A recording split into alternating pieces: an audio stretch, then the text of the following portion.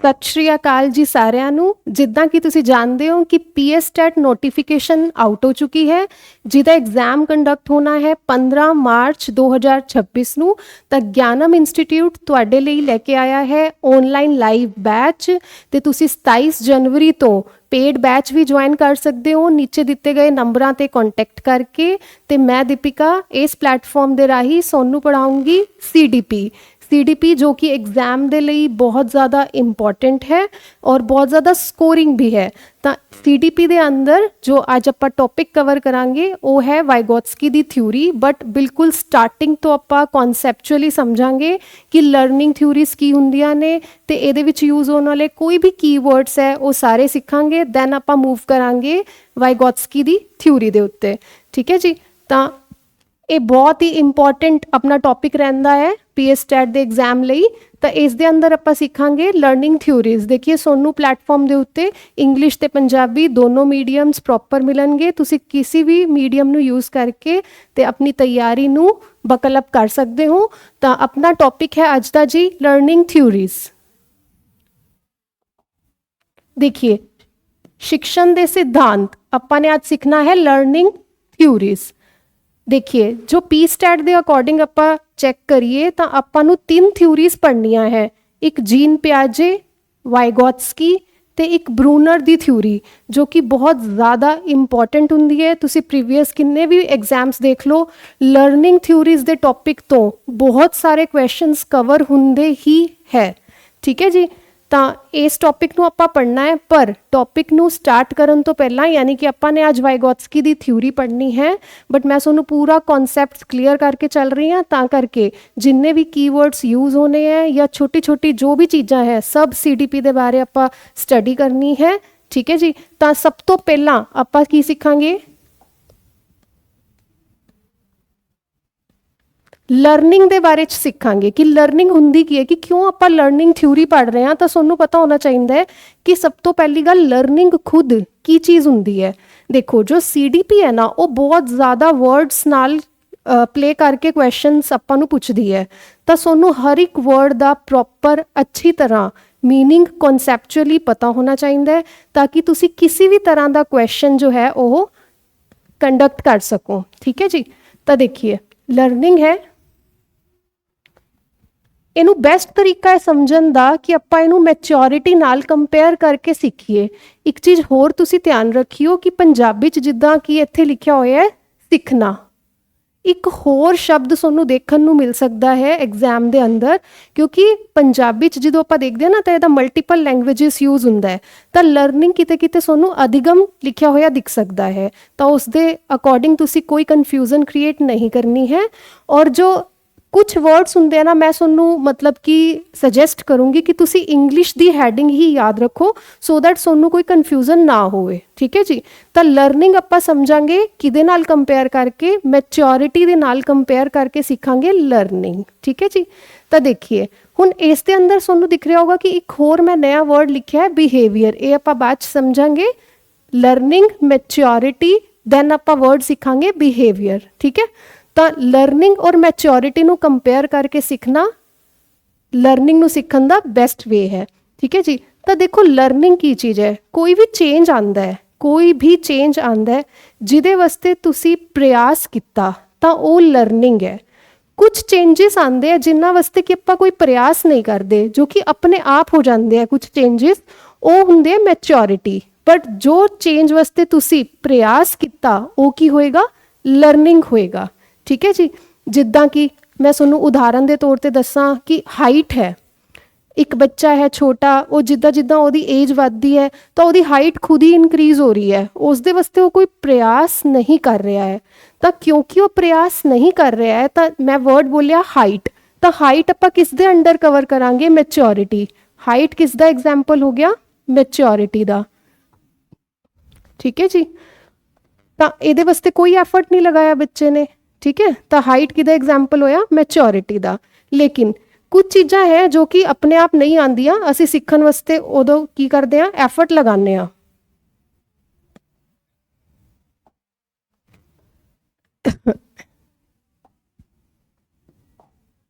Height आपां example सीखिया किदा, maturity दा। ठीक है जी। और लर्निंग, देखिए एक चीज़ है कि बोलना, जिमें बोलना बच्चे ने सिੱਖਿਆ है किदा प्रयास करके सिੱਖਿਆ है, बोलना अपने आप नहीं आता है, ठीक है। तो बोलना किदा एग्जाम्पल होया,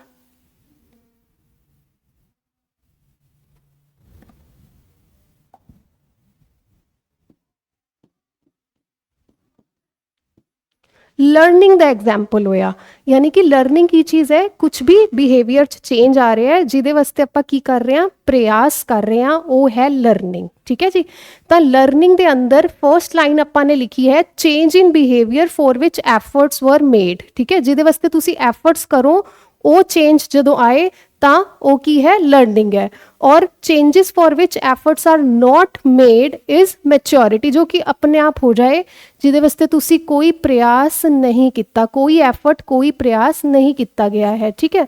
सैकेंड पॉइंट देखो जी, इत्थे लिखा है मैंने acquired, learning of course acquired है, और मैच्योरिटी की है इनेट। इनेट का मतलब होंगे जन्मजात, कोई चीज़ जन्म तो ही किसी को मिली है, अपने आप ही हो रही है, कोई प्रयास वो नहीं कर रहे हैं आप, तो वो चीज़ इनेट है। बट एक्वायर्ड की है, तुसी उस वास्ते प्रयास किया तो तुसी उन्होंने एक्वायर किया, अर्जित करना जिन्हों आप कहने अर्जित करना, ठीक है जी।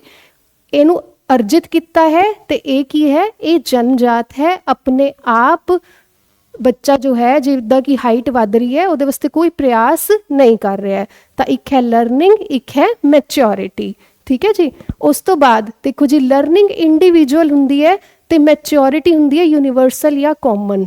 देखो इत्थे यूनीवर्सल या कॉमन होने का मतलब की है, देखो एक पैटर्न कॉमन फॉलो होंदा है कि मान लो कि फॉर एग्जाम्पल कि कोई 10 साल का बच्चा है, वो अप्रोक्सीमेटली चाहे वो किते भी होए, इत्थे रहिंदा है किते होर रहिंदा है, ओदी हाइट एक पर्टिकुलर अमाउंट दी होनी चाहिए है, ठीक है। ये चीज़ यूनीवर्सल है, कॉमन है। मैच्योरिटी सब दे अंदर सिमिलर तरीके नाल सिमिलर पैटर्न नू फॉलो करते हुए आंदी है 95%। देखो एक्सैप्शनस आर देयर, है ना, ता करके तो यूनीवर्सल है, कॉमन है मैच्योरिटी। और लर्निंग की है इंडिविजुअल है, हर इंडिविजुअल अलग अलग तरीके नाल सीखदा है। लर्निंग सीखण दी प्रक्रिया, अर्जन करन दी प्रक्रिया सब दे वास्ते की है, अलग है, ठीक है जी। ये चलदी है डेथ तक, बर्थ टू डेथ।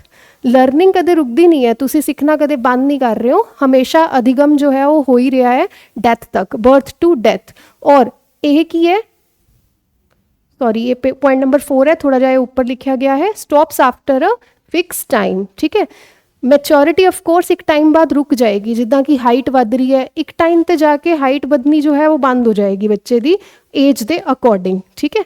तो ये लिमिटेड टाइम ਲਈ है, ये जो है डेथ तक है, ठीक है। उस तो बाद ये है डिपेंडेंट ऑन मैच्योरिटी एंड ये है इंडिपेंडेंट।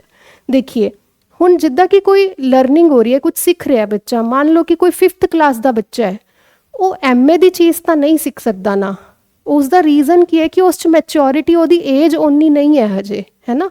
तो वो की चीज़ है, वो मैच्योरिटी के उपर डिपेंडेंट है किते ना किते, कि कुछ पर्टिकुलर एज के बच्चे कुछ भी चीज़ां सीख सकते हैं उस दे अकॉर्डिंग। तो ये डिपेंडेंट है किस दे उत्ते, मैच्योरिटी के उत्ते।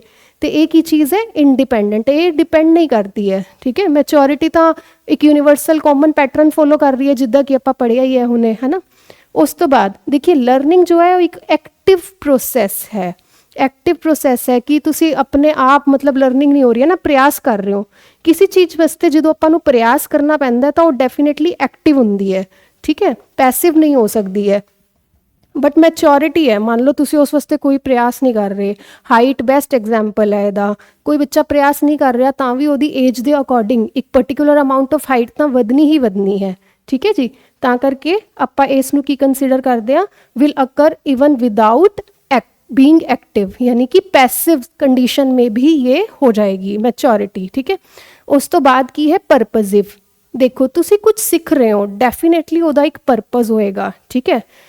कुछ आप सीख रहे हैं, कुछ परपज नाल ਤਾਂ ਤੁਸੀਂ सीख ही रहे होंगे ना। ਹੁਣ ਤੁਸੀਂ मान लो ये पढ़ रहे हो तो ਤੁਹਾਡਾ PSTET ਦਾ एग्जाम है, ਤੁਹਾਡਾ एक परपज है इस चीज़ ਨੂੰ सीखਣ ਲਈ, ठीक है जी।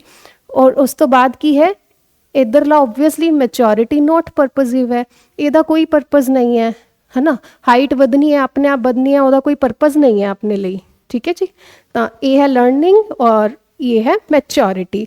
1 मिनट ਦੇ ਲਈ ਤੁਸੀਂ ਇਹਨੂੰ थोड़ा जा रिकॉल करो तो चेक करो, दैन ਆਪਾਂ नैक्सट स्लाइड ਤੇ ਚੱਲਾਂਗੇ।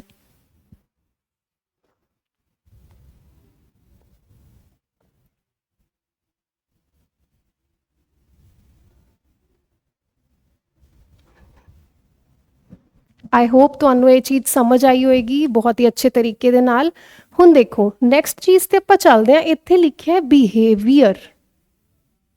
ਦੇਖੋ ਹੁਣ ਬਿਹੇਵੀਅਰ, ਜਿਵੇਂ ਮੈਂ ਤੁਹਾਨੂੰ ਚੇਂਜਸ ਬੋਲ ਰਹੀ ਹਾਂ, ਅਸਲ 'ਚ ਚੇਂਜਸ ਕਿਸ ਚੀਜ਼ 'ਚ ਹੋ ਰਹੇ ਨੇ? ਬਿਹੇਵੀਅਰ ਦੇ ਅੰਦਰ ਇਹ ਚੇਂਜਸ ਹੋ ਰਹੇ ਹੈ।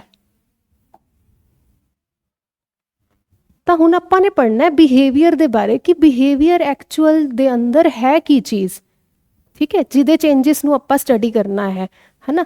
ਤਾਂ ਦੇਖੋ ਜਦੋਂ ਆਪਾਂ CDP ਦੀ ਗੱਲ ਕਰਦੇ ਆ ਨਾ, ਤਾਂ ਬਿਹੇਵੀਅਰ ਦਾ 3 ਤਰ੍ਹਾਂ ਦਾ ਮਤਲਬ ਹੁੰਦਾ ਹੈ, ਜੋ ਕਿ ਤੁਸੀਂ ਬਲੂਮ ਟੈਕਸੋਨੋਮੀ ਦੇ ਅੰਦਰ ਵੀ ਪੜ੍ਹਿਆ ਹੋਊਗਾ। B.Ed ਫਸਟ ਈਅਰ ਦੇ ਅੰਦਰ ਬਲੂਮ ਟੈਕਸੋਨੋਮੀ 'ਚ ਵੀ ਆਪਾਂ ਪੜ੍ਹਦੇ ਹਾਂ ਬਿਹੇਵੀਅਰ ਦੇ ਬਾਰੇ 'ਚ, ਯਾਨੀ ਕਿ ਇਹ 3 ਪੁਆਇੰਟਸ ਦੇ ਬਾਰੇ 'ਚ ਜੋ ਮੈਂ ਹੁਣ ਤੁਹਾਨੂੰ ਦੱਸੂਗੀ।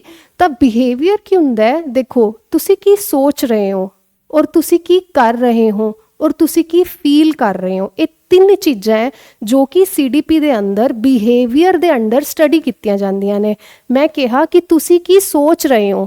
ਦੇਖੋ CDP ਦੇ ਅੰਦਰ ਆਪਣਾ ਕੋਗਨੇਟਿਵ ਵਰਡ ਜੋ ਹੁੰਦਾ ਉਹ ਤੁਹਾਡੇ ਦਿਮਾਗ ਤੋਂ ਰਿਲੇਟਡ ਹੈ, ਬੋਧਾਤਮਕ ਜਿਹਨੂੰ ਆਪਾਂ ਕਹਿੰਦੇ ਆ, ਠੀਕ ਹੈ, ਉਸ ਤੋਂ ਰਿਲੇਟਡ ਹੈ ਕੋਗਨੇਟਿਵ वर्ड, बहुत ही इंपॉर्टेंट वर्ड कोग्नेटिव, ठीक है। आपने पढ़ा भी होगा, मतलब तुसी पढ़िया भी होगा ये कोग्नेटिव, साइकोमोटर ते अफेक्टिव, तीनों तुसी ब्लूम टैक्सोनोमी दे अंदर पढ़े होंगे। ਉਹੀ वर्ड्स ने। एक ही चीज़ ਹੁੰਦੀ ਹੈ कि ਉਹ ਤੁਸੀਂ मतलब कि ਸਬਜੈਕਟ ਨੌਲੇਜ ਦੇ ਅਕੋਰਡਿੰਗ ਪੜ੍ਹਿਆ, ਇੱਥੇ ਆਪਾਂ ਬਿਹੇਵੀਅਰ ਦੇ ਅਕੋਰਡਿੰਗ ਮੈਂ ਤੁਹਾਨੂੰ ਦੱਸ ਰਹੀ ਹਾਂ ਕਿ ਬਿਹੇਵੀਅਰ ਕਿੱਦਾਂ ਦਾ ਹੋ ਸਕਦਾ ਹੈ। ਇੱਕ ਤਾਂ ਕਿ ਤੁਸੀਂ ਕੀ ਸੋਚ ਰਹੇ ਹੋ, ਉਹ ਕਿਸ ਦੇ ਅੰਡਰ ਆਏਗਾ? ਕੋਗਨੇਟਿਵ ਬਿਹੇਵੀਅਰ ਦੇ ਅੰਦਰ, ਹੈ ਨਾ। ਦਿਮਾਗ ਤੋਂ ਰਿਲੇਟਡ, ਮੈਂਟਲ ਐਬਿਲਿਟੀ ਤੋਂ ਰਿਲੇਟਡ ਕੁਝ ਵੀ ਚੀਜ਼ ਹੈ, ਉਹ ਸਾਰੀ ਕੀ ਹੋ ਜਾਂਦੀ ਹੈ? ਕੋਗਨੇਟਿਵ ਬਿਹੇਵੀਅਰ ਹੋ ਜਾਂਦੀ ਹੈ। ਉਸ ਤੋਂ ਬਾਅਦ ਸਾਈਕੋਮੋਟਰ ਹੁੰਦੀ ਹੈ, ਮੈਂ ਤੁਹਾਨੂੰ ਹੁਣੇ ਐਕਸਪਲੇਨ ਕਰਦੀ ਹਾਂ, ਠੀਕ ਹੈ। ਸਾਈਕੋਮੋਟਰ ਨੂੰ ਆਪਾਂ ਪੰਜਾਬੀ 'ਚ ਵੀ ਸਾਈਕੋਮੋਟਰ ਹੀ ਲਿਖਦੇ ਹਾਂ, ਠੀਕ ਹੈ। ਕੋਗਨੇਟਿਵ ਨੂੰ ਬੋਧਾਤਮਕ ਲਿਖਦੇ ਹਾਂ, ਅਫੈਕਟਿਵ ਨੂੰ ਆਪਾਂ ਭਾਵਨਾਤਮਕ ਲਿਖਦੇ ਹਾਂ, ਠੀਕ ਹੈ ਜੀ। ਤਾਂ ਕੋਗਨੇਟਿਵ ਜੋ ਹੈ ਦਿਮਾਗ ਤੋਂ ਰਿਲੇਟਡ ਹੋ ਗਿਆ। ਸਾਈਕੋਮੋਟਰ ਜੋ ਹੈ ਉਹ ਕਿਸ ਤਰ੍ਹਾਂ ਹੁੰਦਾ? ਦੇਖੀਏ ਮੂਵਮੈਂਟਸ ਤੋਂ ਰਿਲੇਟਡ ਹੁੰਦਾ ਹੈ, ਪਰ ਇਹ ਰੈਂਡਮ ਮੂਵਮੈਂਟਸ ਨਹੀਂ ਹੁੰਦੀਆਂ। ਅਗਰ ਤੁਸੀਂ ਧਿਆਨ ਨਾਲ ਸਮਝੋ ਕਿ ਜਿਵੇਂ ਮੰਨ ਲਓ ਵੀ ਇਹ ਪੈਨ ਪਿਆ ਹੈ, ਠੀਕ ਹੈ, ਕਿਤੇ ਵੀ, ਤੇ ਮੈਨੇ ਸੋਚਿਆ, ਮੇਰੇ ਦਿਮਾਗ ਨੇ ਸੋਚਿਆ ਕਿ ਇਸ ਪੈਨ ਨੂੰ ਆਪਾਂ ਨੇ ਚੱਕਣਾ ਹੈ, ਠੀਕ ਹੈ, ਤੇ ਆਪਣੇ ਹੈਂਡਸ ਨੇ ਇਹਦੇ ਤੱਕ ਗਿਆ ਔਰ ਇਹਨੂੰ ਐਵੇਂ ਪੁੱਲ ਕੀਤਾ, ਠੀਕ ਹੈ, ਪਿਕ ਕੀਤਾ ਪੈਨ ਨੂੰ। ਤਾਂ ਇਹ ਕੀ ਸੀ ਕਿ ਦਿਮਾਗ ਔਰ ਹੈਂਡਸ ਦਾ ਕੋਆਰਡੀਨੇਸ਼ਨ ਬੈਠਿਆ ਔਰ ਆਪਾਂ ਇੱਕ ਸਾਈਕੋਮੋਟਰ ਐਕਟੀਵਿਟੀ ਕੀਤੀ, ਠੀਕ ਹੈ, ਮੂਵਮੈਂਟਸ ਕੀਤੀਆਂ ਕੁਝ ਪਾਰਟਿਕੂਲਰ ਕੰਮ ਨੂੰ ਕਰਨ ਵਾਸਤੇ, ਠੀਕ ਹੈ। ਉਹ ਵੀ ਆਪਣਾ ਕੀ ਹੈ? ਬਿਹੇਵੀਅਰ ਹੈ। ਤਾਂ ਇਹ ਸੈਕਿੰਡ ਚੀਜ਼ ਹੋਈ ਕਿ ਸਾਈਕੋਮੋਟਰ, ਜਿਹਨੂੰ ਕਿ ਕਨੈਕਟਿਵ ਵੀ ਆਪਾਂ ਕਹਿੰਦੇ ਆ। ਸਾਈਕੋਮੋਟਰ ਨੂੰ ਪੰਜਾਬੀ ਦੇ ਅੰਦਰ ਵੀ ਸਾਈਕੋਮੋਟਰ ਹੀ ਕਹਿੰਦੇ ਨੇ, ਠੀਕ ਹੈ। ਅਫੈਕਟਿਵ ਕੀ ਚੀਜ਼ ਹੈ? ਭਾਵਨਾਤਮਕ, ਠੀਕ ਹੈ। ਯਾਨੀ ਕਿ ਤੁਸੀਂ ਕੀ ਫੀਲ ਕਰ ਰਹੇ ਹੋ, ਉਹ ਵੀ ਆਪਣਾ ਬਿਹੇਵੀਅਰ ਦੇ ਅੰਡਰ ਸਟੱਡੀ ਕੀਤਾ ਜਾਂਦਾ ਹੈ। ਕੀ ਆਪਾਂ ਫੀਲ ਕਰ ਰਹੇ ਹਾਂ, ਉਹ ਵੀ ਆਪਾਂ ਬਿਹੇਵੀਅਰ ਦੇ ਅੰਡਰ ਸਟੱਡੀ ਕਰਦੇ ਹਾਂ। ਯਾਨੀ ਮੈਂ ਤੁਹਾਨੂੰ 3 ਚੀਜ਼ਾਂ ਦੱਸੀਆਂ। ਇੱਕ ਤਾਂ ਆਪਾਂ ਕੀ ਸੋਚ ਰਹੇ ਹਾਂ, ਕੀ ਕਰ ਰਹੇ ਹਾਂ, ਤੇ ਕੀ ਮਹਿਸੂਸ ਕਰ ਰਹੇ ਹਾਂ। ਇਹ ਤਿੰਨੋਂ ਚੀਜ਼ਾਂ ਕਿਸ ਦੇ ਅੰਡਰ ਪੜ੍ਹੀਆਂ ਜਾ ਰਹੀਆਂ ਨੇ? ਬਿਹੇਵੀਅਰ ਦੇ ਅੰਡਰ ਪੜ੍ਹੀਆਂ ਜਾ ਰਹੀਆਂ ਨੇ। ਆਈ ਹੋਪ ਤੁਹਾਨੂੰ ਇਹ ਗੱਲ ਸਮਝ ਆਈ ਹੋਊਗੀ। ਦੇਖੋ ਇਹ ਜੋ ਛੋਟੇ ਛੋਟੇ ਵਰਡਸ ਹੁੰਦੇ ਨੇ, ਇਹਨਾਂ ਨੂੰ CDP ਦੇ ਅੰਦਰ ਸਮਝਣਾ ਬਹੁਤ ਜ਼ਰੂਰੀ ਹੁੰਦਾ ਹੈ। ਤਾਂ CDP ਕਿਉਂਕਿ ਦੇਖੋ ਬਹੁਤ ਸਕੋਰਿੰਗ ਸਬਜੈਕਟ ਹੈ, ਲੇਕਿਨ ਕੁਐਸਚਨ ਘੁਮਾ ਫਿਰਾ ਕੇ ਪੁੱਛਿਆ ਜਾਂਦਾ ਹੈ, ਤਾਂ ਕਰਕੇ ਤੁਸੀਂ ਬਹੁਤ ਹੀ ਧਿਆਨ ਨਾਲ ਹਰ ਇੱਕ ਸ਼ਬਦ ਦਾ ਮਤਲਬ ਵਧੀਆ ਤਰੀਕੇ ਨਾਲ ਸਿੱਖਣਾ ਹੈ, ਠੀਕ ਹੈ ਜੀ। ਤਾਂ ਇਹ ਹੋ ਗਿਆ ਆਪਣਾ ਬਿਹੇਵੀਅਰ। ਤਾਂ ਹੁਣ ਤੁਹਾਨੂੰ ਸਮਝ ਆਇਆ ਹੋਗਾ ਕਿ ਆਪਾਂ ਲਰਨਿੰਗ ਦੇ ਅੰਦਰ ਲਿਖਿਆ ਸੀਗਾ ਕਿ ਚੇਂਜ ਇਨ ਬਿਹੇਵੀਅਰ। ਦੇਖੋ ਬਿਹੇਵੀਅਰ ਦੇ ਅੰਦਰ ਜੋ ਚੇਂਜ ਆ ਰਿਹਾ ਹੈ, ਮੰਨ ਲਓ ਵੀ ਤੁਸੀਂ ਕੁਝ ਸੋਚ ਰਹੇ ਹੋ, ਜਦੋਂ ਤੁਸੀਂ ਪੜ੍ਹਾਈ ਕਰਦੇ ਹੋ, ਸਟੱਡੀ ਕਰਦੇ ਹੋ, ਤਾਂ ਆਪਣੀ ਸੋਚਣ ਦੀ ਸ਼ਕਤੀ ਜੋ ਹੈ ਉਹ ਇਨਕਰੀਜ਼ ਵੀ ਹੁੰਦੀ ਹੈ ਤੇ ਚੇਂਜ ਵੀ ਹੁੰਦੀ ਹੈ, ਠੀਕ ਹੈ, ਜਿਹਦੇ ਲਈ ਕਿ ਤੁਸੀਂ ਪ੍ਰਯਾਸ ਕਰ ਰਹੇ ਹੋ, ਹੈ ਨਾ। ਕੁਝ ਵੀ ਪ੍ਰੋਬਲਮ ਸੋਲਵਿੰਗ ਐਬਿਲਿਟੀ ਤੁਹਾਡੀ ਡਿਵੈਲਪ ਹੋਈ ਤਾਂ ਤੁਹਾਡੇ ਬਿਹੇਵੀਅਰ 'ਚ ਚੇਂਜ ਆਇਆ ਨਾ, ਕੋਗਨੇਟਿਵ ਵਾਲਾ।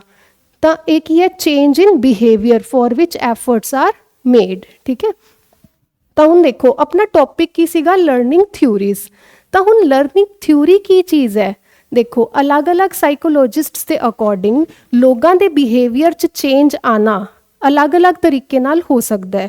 ਯਾਨੀ ਅਲੱਗ-ਅਲੱਗ ਲੋਕਾਂ ਦੇ ਅਲੱਗ-ਅਲੱਗ ਮਤ ਨੇ ਇਸ ਗੱਲ ਨੂੰ ਲੈ ਕੇ ਕਿ ਲਰਨਿੰਗ ਥਿਊਰੀਜ਼ ਜੋ ਆਪਾਂ ਪੜ੍ਹਦੇ ਹਾਂ, ਇਹਦਾ ਕੀ ਮਤਲਬ ਹੈ ਕਿ ਬਿਹੇਵੀਅਰ 'ਚ ਚੇਂਜ ਕਿਸ ਤਰੀਕੇ ਨਾਲ ਆ ਸਕਦਾ ਹੈ। ਉਹਦਾ ਮਤਲਬ ਹੈ ਕਿ ਆਪਾਂ ਲਰਨਿੰਗ ਥਿਊਰੀ ਪੜ੍ਹ ਰਹੇ ਹਾਂ, ਠੀਕ ਹੈ। ਤਾਂ ਅਲੱਗ-ਅਲੱਗ ਲੋਕ ਮੰਨਦੇ ਆ, ਜਿੱਦਾਂ ਕਿ ਕੁਝ ਸੋਚਦੇ ਆ ਕਿ ਦਿਮਾਗ ਨਾਲ ਸੋਚ ਕੇ ਇਨਸਾਨ ਦੇ ਅੰਦਰ ਚੇਂਜ ਆਉਂਦਾ ਹੈ, ਯਾਨੀ ਕਿ ਉਹ ਲਰਨ ਕਰਦਾ ਹੈ। ਚੇਂਜ ਆਉਣ ਦਾ ਮਤਲਬ ਹੀ ਕੀ ਹੈ? ਲਰਨਿੰਗ, ਠੀਕ ਹੈ। ਉਹਦੇ ਜੋ ਸਿਧਾਂਤ ਨੇ ਉਹ ਕੀ ਹੈ? ਲਰਨਿੰਗ ਦੀ ਥਿਊਰੀਜ਼ ਨੇ, ਠੀਕ ਹੈ ਜੀ। ਆਈ ਹੋਪ ਤੁਹਾਨੂੰ ਇਹ ਸਮਝ ਆਇਆ ਹੋਊਗਾ, ਤੁਸੀਂ ਇਹਦੀ ਬਰੀਫਿੰਗ ਲੈ ਸਕਦੇ ਹੋ 1 ਮਿੰਟ ਦੇ ਲਈ। ਲਰਨਿੰਗ, ਮੈਚਿਓਰਿਟੀ, ਬਿਹੇਵੀਅਰ, 3 ਸ਼ਬਦ ਤੁਸੀਂ ਸਿੱਖੇ ਨੇ। ਬਿਹੇਵੀਅਰ ਨੂੰ ਵਿਵਹਾਰ, ਠੀਕ ਹੈ, ਕਹਿੰਦੇ ਨੇ, ਜਿੱਦਾਂ ਕਿ ਤੁਸੀਂ ਜਾਣਦੇ ਹੋ। ਹੈਡਿੰਗ ਥੋੜ੍ਹੀ ਜਿਹੀ ਇੰਗਲਿਸ਼ ਦੀ ਵੀ ਜ਼ਰੂਰ ਯਾਦ ਰੱਖੋ ਤਾਂ ਕਿ ਪੇਪਰ ਦੇ ਅੰਦਰ MCQ ਦੇ ਅੰਦਰ ਤੁਹਾਨੂੰ ਕੋਈ ਵੀ ਕਨਫਿਊਜ਼ਨ ਕਿਸੇ ਵੀ ਤਰੀਕੇ ਦੀ ਨਾ ਹੋਏ, ਠੀਕ ਹੈ ਜੀ। ਤਾਂ ਹੁਣ ਚੇਂਜ ਇਨ ਬਿਹੇਵੀਅਰ 'ਚ ਚੇਂਜ ਆਉਣ ਦਾ ਮਤਲਬ ਹੀ ਕੀ ਹੈ? ਲਰਨਿੰਗ। ਅਲੱਗ-ਅਲੱਗ ਸਾਈਕੋਲੋਜਿਸਟਸ ਮੰਨਦੇ ਨੇ ਕਿ ਅਲੱਗ-ਅਲੱਗ ਤਰੀਕੇ ਦੇ ਨਾਲ ਬਿਹੇਵੀਅਰ 'ਚ ਚੇਂਜ ਯਾਨੀ ਕਿ ਲਰਨਿੰਗ ਕ੍ਰੀਏਟ ਹੁੰਦੀ ਹੈ, ਲਰਨਿੰਗ ਹੁੰਦੀ ਹੈ, ਠੀਕ ਹੈ। ਕਿ ਇਹਦੇ ਅਕੋਰਡਿੰਗ ਦੇਖੋ, ਹੁਣ ਇਸ ਦੇ ਅੰਦਰ ਨਾ 3 ਤਰ੍ਹਾਂ ਦੇ ਲੋਕਾਂ ਦੇ ਮਤ ਬਟੇ ਹੋਏ ਨੇ, ਠੀਕ ਹੈ। ਕੁਛ ਲੋਕ ਮੰਨਦੇ ਆ, ਜਿੱਦਾਂ ਕਿ ਮੈਂ ਬਿਲਕੁਲ ਸਮਾਲ ਲਿਖਿਆ ਹੈ ਇੱਥੇ, ਤਾਂ ਸਭ ਤੋਂ ਪਹਿਲਾਂ ਇਹਨੂੰ ਡਿਸਕਸ ਕਰਦੇ ਹਾਂ। ਕੁਛ ਸਾਈਕੋਲੋਜਿਸਟਸ ਕੀ ਮੰਨਦੇ ਕਿ ਆਪਾਂ ਸਿਰਫ ਆਬਜ਼ਰਵੇਸ਼ਨ ਨਾਲ ਸਿੱਖਦੇ ਹਾਂ। ਇੱਥੇ ਆਬਜ਼ਰਵੇਸ਼ਨ ਦਾ ਮਤਲਬ ਹੈ ਕਿ ਜਿਵੇਂ ਕਿ ਸੋਸਾਇਟੀ ਨੂੰ ਸਿਰਫ ਦੇਖ ਕੇ ਸਿੱਖਣਾ, ਸਿਰਫ ਦੇਖ ਕੇ। ਯਾਨੀ ਕੋਈ ਬੱਚਾ ਹੈ ਮੰਨ ਲਓ, ਠੀਕ ਹੈ, ਉਹਦੇ ਵਾਸਤੇ ਕੋਈ ਵੱਡਾ ਇਨਸਾਨ, ਕੋਈ ਬੱਚਾ ਵੀ ਹੋ ਸਕਦਾ ਹੈ, ਕੋਈ ਉਸ ਤੋਂ ਬੜਾ ਕੋਈ ਵੀ ਇਨਸਾਨ ਉਹਦੇ ਵਾਸਤੇ ਉਹਦਾ ਰੋਲ ਮਾਡਲ ਹੈ, ਠੀਕ ਹੈ। ਤਾਂ ਉਹ ਦੇਖਦਾ ਹੈ ਕਿ ਉਹਦਾ ਵਿਵਹਾਰ ਕਿਹੋ ਜਿਹਾ ਹੈ, ਉਹਨੂੰ ਨਾ ਦੇਖ ਕੇ, ਸਿਰਫ ਦੇਖ ਕੇ, ਓਬਜ਼ਰਵ ਕਰਕੇ ਖੁਦ ਵੀ ਉਹ ਜਿਹੇ ਹੀ ਨੇਚਰ ਦਾ ਬਣ ਜਾਂਦਾ ਹੈ। ਤਾਂ ਕੁਝ ਸਾਈਕੋਲੋਜਿਸਟਸ ਮੰਨਦੇ ਕਿ ਆਪਾਂ ਸਿਰਫ ਓਬਜ਼ਰਵੇਸ਼ਨ ਦੇ ਨਾਲ ਸਿੱਖ ਰਹੇ ਹਾਂ, ਠੀਕ ਹੈ ਜੀ। ਕਿ ਆਪਾਂ ਦੇਖਦੇ ਹਾਂ ਕਿ ਸੋਸਾਇਟੀ ਦੇ ਅੰਦਰ ਕੀ ਹੋ ਰਿਹਾ ਹੈ, ਕਿਸ ਤਰ੍ਹਾਂ ਦਾ ਮਾਹੌਲ ਹੈ, ਬੱਚੇ ਦਾ ਵੀ ਮਾਹੌਲ ਉਸੇ ਤਰ੍ਹਾਂ ਦਾ ਹੀ ਹੋ ਜਾਂਦਾ ਹੈ, ਤਾਂ ਉਹ ਜਿਹੀ ਹੀ ਲਰਨਿੰਗ, ਉਹ ਜਿਹਾ ਹੀ ਉਹਦੇ ਬਿਹੇਵੀਅਰ ਦੇ ਅੰਦਰ ਚੇਂਜ ਆ ਜਾਂਦਾ ਹੈ, ਠੀਕ ਹੈ। ਤਾਂ ਕੁਝ ਸਾਈਕੋਲੋਜਿਸਟਸ ਦੇ ਅਕੋਰਡਿੰਗ ਆਪਾਂ ਆਬਜ਼ਰਵੇਸ਼ਨ ਦੇ ਤਰੀਕੇ ਨਾਲ ਸਿੱਖ ਰਹੇ ਹਾਂ, ਠੀਕ ਹੈ। ਤਾਂ ਇਹਦੇ ਅੰਦਰ ਜਿੰਨੀ ਵੀ ਥਿਊਰੀਜ਼ ਆਉਂਦੀਆਂ ਨੇ ਨਾ, ਉਹਨਾਂ ਨੂੰ ਬੋਲਦੇ ਆ ਸੋਸ਼ੀਅਲ ਲਰਨਿੰਗ ਥਿਊਰੀ। ਦੇਖੋ, ਆਪਾਂ ਨੇ ਜਿਹੜੀਆਂ 3 ਮੇਨ ਥਿਊਰੀਜ਼ ਕਰਨੀਆਂ ਉਹ ਆਉਣਗੀਆਂ ਕੋਗਨੇਟਿਵ ਦੇ ਅੰਦਰ, ਲੇਕਿਨ ਆਪਾਂ ਇਸ ਵੀ ਚੀਜ਼ ਨੂੰ ਤਾਂ ਕਰਕੇ ਡਿਸਕਸ ਕਰ ਰਹੇ ਹਾਂ ਕਿਉਂਕਿ ਐਗਜ਼ਾਮ ਦਾ ਲੈਵਲ ਜੋ ਹੈ ਉਹ ਅੱਜ ਕੱਲ੍ਹ ਦਿਨ ਪਰ ਦਿਨ ਤੁਹਾਨੂੰ ਪਤਾ ਹੀ ਹੈ ਕਿ ਵੱਧਦਾ ਜਾ ਰਿਹਾ ਹੈ। ਤਾਂ ਕੁਝ ਵੀ ਜੋ ਨਾਮ ਹੈ ਨਾ, ਮੰਨ ਲਓ ਕਿ ਬਹੁਤ ਕਨਸੈਪਚੁਅਲੀ ਨਹੀਂ, ਡੀਪ ਜਾ ਕੇ ਕੋਈ ਨਹੀਂ ਪੁੱਛ ਰਿਹਾ ਹੈ, ਲੇਕਿਨ ਨਾਮ ਬਹੁਤ ਜ਼ਿਆਦਾ ਪੁੱਛ ਲਏ ਜਾਂਦੇ ਨੇ, ਠੀਕ ਹੈ। ਤਾਂ ਕਰਕੇ ਆਪਾਂ ਨੂੰ ਸਾਰੀ ਚੀਜ਼ ਨੂੰ ਜ਼ਰੂਰ ਹਰ ਇੱਕ ਚੀਜ਼ ਨੂੰ ਸਿੱਖਣਾ ਹੈ ਸੋ ਦੈਟ ਕੁਛ ਨਾਮ ਆਏ ਤਾਂ ਤੁਸੀਂ ਪਹਿਚਾਨ ਕਰ ਸਕੋ, ਠੀਕ ਹੈ ਜੀ। ਤਾਂ ਜੋ ਆਬਜ਼ਰਵੇਸ਼ਨ ਦੇ ਨਾਲ ਸਿੱਖਦੇ ਹੈ, ਉਸ ਦੇ ਰਿਗਾਰਡਿੰਗ ਜੋ ਥਿਊਰੀਜ਼ ਦਿੱਤੀਆਂ ਜਾਂਦੀਆਂ ਨੇ ਉਹਨਾਂ ਨੂੰ ਕਿਹਾ ਜਾਂਦਾ ਹੈ ਸੋਸ਼ੀਅਲ ਲਰਨਿੰਗ ਥਿਊਰੀ, ਜੋ ਕਿ ਤੁਹਾਨੂੰ ਨਾਮ ਤੋਂ ਵੀ ਕਲੀਅਰ ਹੋ ਰਿਹਾ ਹੋਊਗਾ। ਸੋਸਾਇਟੀ ਤੋਂ ਸਿੱਖਣਾ ਹੈ ਨਾ, ਸੋਸਾਇਟੀ ਨੂੰ ਸਿਰਫ ਦੇਖ ਕੇ, ਸਿਰਫ ਆਬਜ਼ਰਵ ਕਰਕੇ ਇੱਕ ਬੱਚਾ ਸਿੱਖ ਲੇ ਤਾਂ ਉਹ ਚੀਜ਼ ਕੀ ਹੈ? Social learning theory. ਸੋਸਾਇਟੀ ਨੂੰ ਦੇਖ ਕੇ, ਆਬਜ਼ਰਵ ਕਰਕੇ ਸਿੱਖ ਲੇ, ਸੋਸ਼ੀਅਲ ਲਰਨਿੰਗ ਥਿਊਰੀ, ਠੀਕ ਹੈ। ਉਸ ਤੋਂ ਬਾਅਦ ਇਹ ਹੁਣ ਆਪਾਂ ਐਕਸਪਲੇਨ ਕਰਾਂਗੇ। ਉਸ ਤੋਂ ਬਾਅਦ ਹੈ ਕੁਝ ਸਾਈਕੋਲੋਜਿਸਟਸ ਕੀ ਮੰਨ ਰਹੇ ਹੈ ਕਿ ਸਟਿਮੂਲਸ ਰਿਸਪੌਂਸ ਥਿਊਰੀ ਹੈ। ਇਹਦਾ ਮੈਂ ਨਾ ਪੰਜਾਬੀ 'ਚ ਵੀ ਇੱਥੇ ਮੈਂਸ਼ਨ ਕਰ ਦਿੱਤਾ ਹੈ, ਠੀਕ ਹੈ। ਇਹ ਆਪਾਂ ਹਜੇ ਪੰਜਾਬੀ 'ਚ ਡਿਸਕਸ ਹੀ ਕਰ ਰਹੇ ਹਾਂ ਤਾਂ ਕਰਕੇ। ਤਾਂ ਸਟਿਮੂਲਸ ਰਿਸਪੌਂਸ ਥਿਊਰੀ ਹੁੰਦੀ ਹੈ ਕਈਆਂ ਦੀਆਂ, ਕਿ ਕੁਝ ਸਾਈਕੋਲੋਜਿਸਟਸ ਮੰਨਦੇ ਆ ਕਿ ਆਪਾਂ ਸਿੱਖਦੇ ਹਾਂ ਸਿਰਫ ਸਟਿਮੂਲਸ ਔਰ ਰਿਸਪੌਂਸ ਦੇ ਨਾਲ। ਹੁਣ ਇਹ ਨਏ ਵਰਡਸ ਆ ਗਏ, ਇੱਕ ਸਟਿਮੂਲਸ ਔਰ ਇੱਕ ਰਿਸਪੌਂਸ। ਤਾਂ ਇਹ ਨਏ ਵਰਡਸ ਪਹਿਲਾਂ ਸਮਝੋ, ਦੈਨ ਤੁਹਾਨੂੰ ਸਮਝ ਆਊਗਾ ਕਿ ਇਹ ਕੀ ਕਹਿਣਾ ਚਾਹ ਰਿਹਾ ਹੈ। ਦੇਖੋ, ਸਟਿਮੂਲਸ ਰਿਸਪੌਂਸ ਮਤਲਬ ਤੁਸੀਂ ਇੱਕ ਐਗਜ਼ਾਮਪਲ ਦੇ ਰਾਹੀਂ ਸਮਝੋ ਕਿ ਜਿੱਦਾਂ ਕਿ ਮੇਰੇ ਹੱਥ 'ਚ ਕੋਈ ਬੋਲ ਹੈ ਅਤੇ ਮੈਂ ਉਹ ਬੋਲ ਤੁਹਾਡੀ ਤਰਫ ਮਤਲਬ ਕਿ ਕੈਚ ਕਰਨ ਵਾਸਤੇ ਮੈਂ ਥਰੋ ਕੀਤੀ ਹੈ, ਠੀਕ ਹੈ। ਅਤੇ ਤੁਸੀਂ ਉਸ ਬੋਲ ਨੂੰ ਕੈਚ ਕਰ ਲਿਆ। ਹੁਣ ਦੇਖੋ, ਤੁਹਾਡੀ ਤਰਫ ਉਸ ਬੋਲ ਦਾ ਆਉਣਾ ਸਟਿਮੂਲਸ ਹੈ ਤੁਹਾਡੇ ਲਈ ਸਟਿਮੂਲਸ ਹੋਇਆ। ਕਿਉਂ? ਤੁਹਾਡਾ ਐਨਵਾਇਰਨਮੈਂਟ ਸੀ, ਤੁਸੀਂ ਬੈਠੇ ਸੀ ਆਰਾਮ ਨਾਲ, ਤੁਹਾਡੇ ਐਨਵਾਇਰਨਮੈਂਟ 'ਚ ਇੱਕ ਚੇਂਜ ਆਇਆ। ਕੀ ਚੇਂਜ ਆਇਆ? ਤੁਹਾਡੀ ਤਰਫ ਇੱਕ ਬੋਲ ਆ ਰਹੀ ਹੈ, ਤੁਹਾਡੇ ਵਾਸਤੇ ਉਹ ਕੀ ਹੋਇਆ? ਸਟਿਮੂਲਸ ਹੋ ਗਿਆ, ਠੀਕ ਹੈ ਜੀ। ਔਰ ਤੁਸੀਂ ਕੀ ਕਰੋਗੇ ਉਸ ਤੋਂ ਬਾਅਦ? ਉਹਦਾ ਇੱਕ ਰਿਸਪੌਂਸ ਕਰੋਗੇ। ਹੁਣ ਕੀ ਤੁਹਾਡੀ ਤਰਫ ਬੋਲ ਆਏਗੀ, ਤੁਸੀਂ ਬੈਠੇ ਥੋੜ੍ਹੀ ਰਹੋਗੇ, ਤੁਹਾਡੇ ਮੂੰਹ 'ਤੇ ਵੱਜੂਗੀ ਨਾ ਉਹ, ਤਾਂ ਇਸ ਤਰ੍ਹਾਂ ਦਾ ਤਾਂ ਨਹੀਂ ਹੋਊਗਾ। ਤਾਂ ਤੁਸੀਂ ਕੀ ਕਰੋਗੇ? ਉਸ ਬੋਲ ਨੂੰ ਕੈਚ ਕਰੋਗੇ।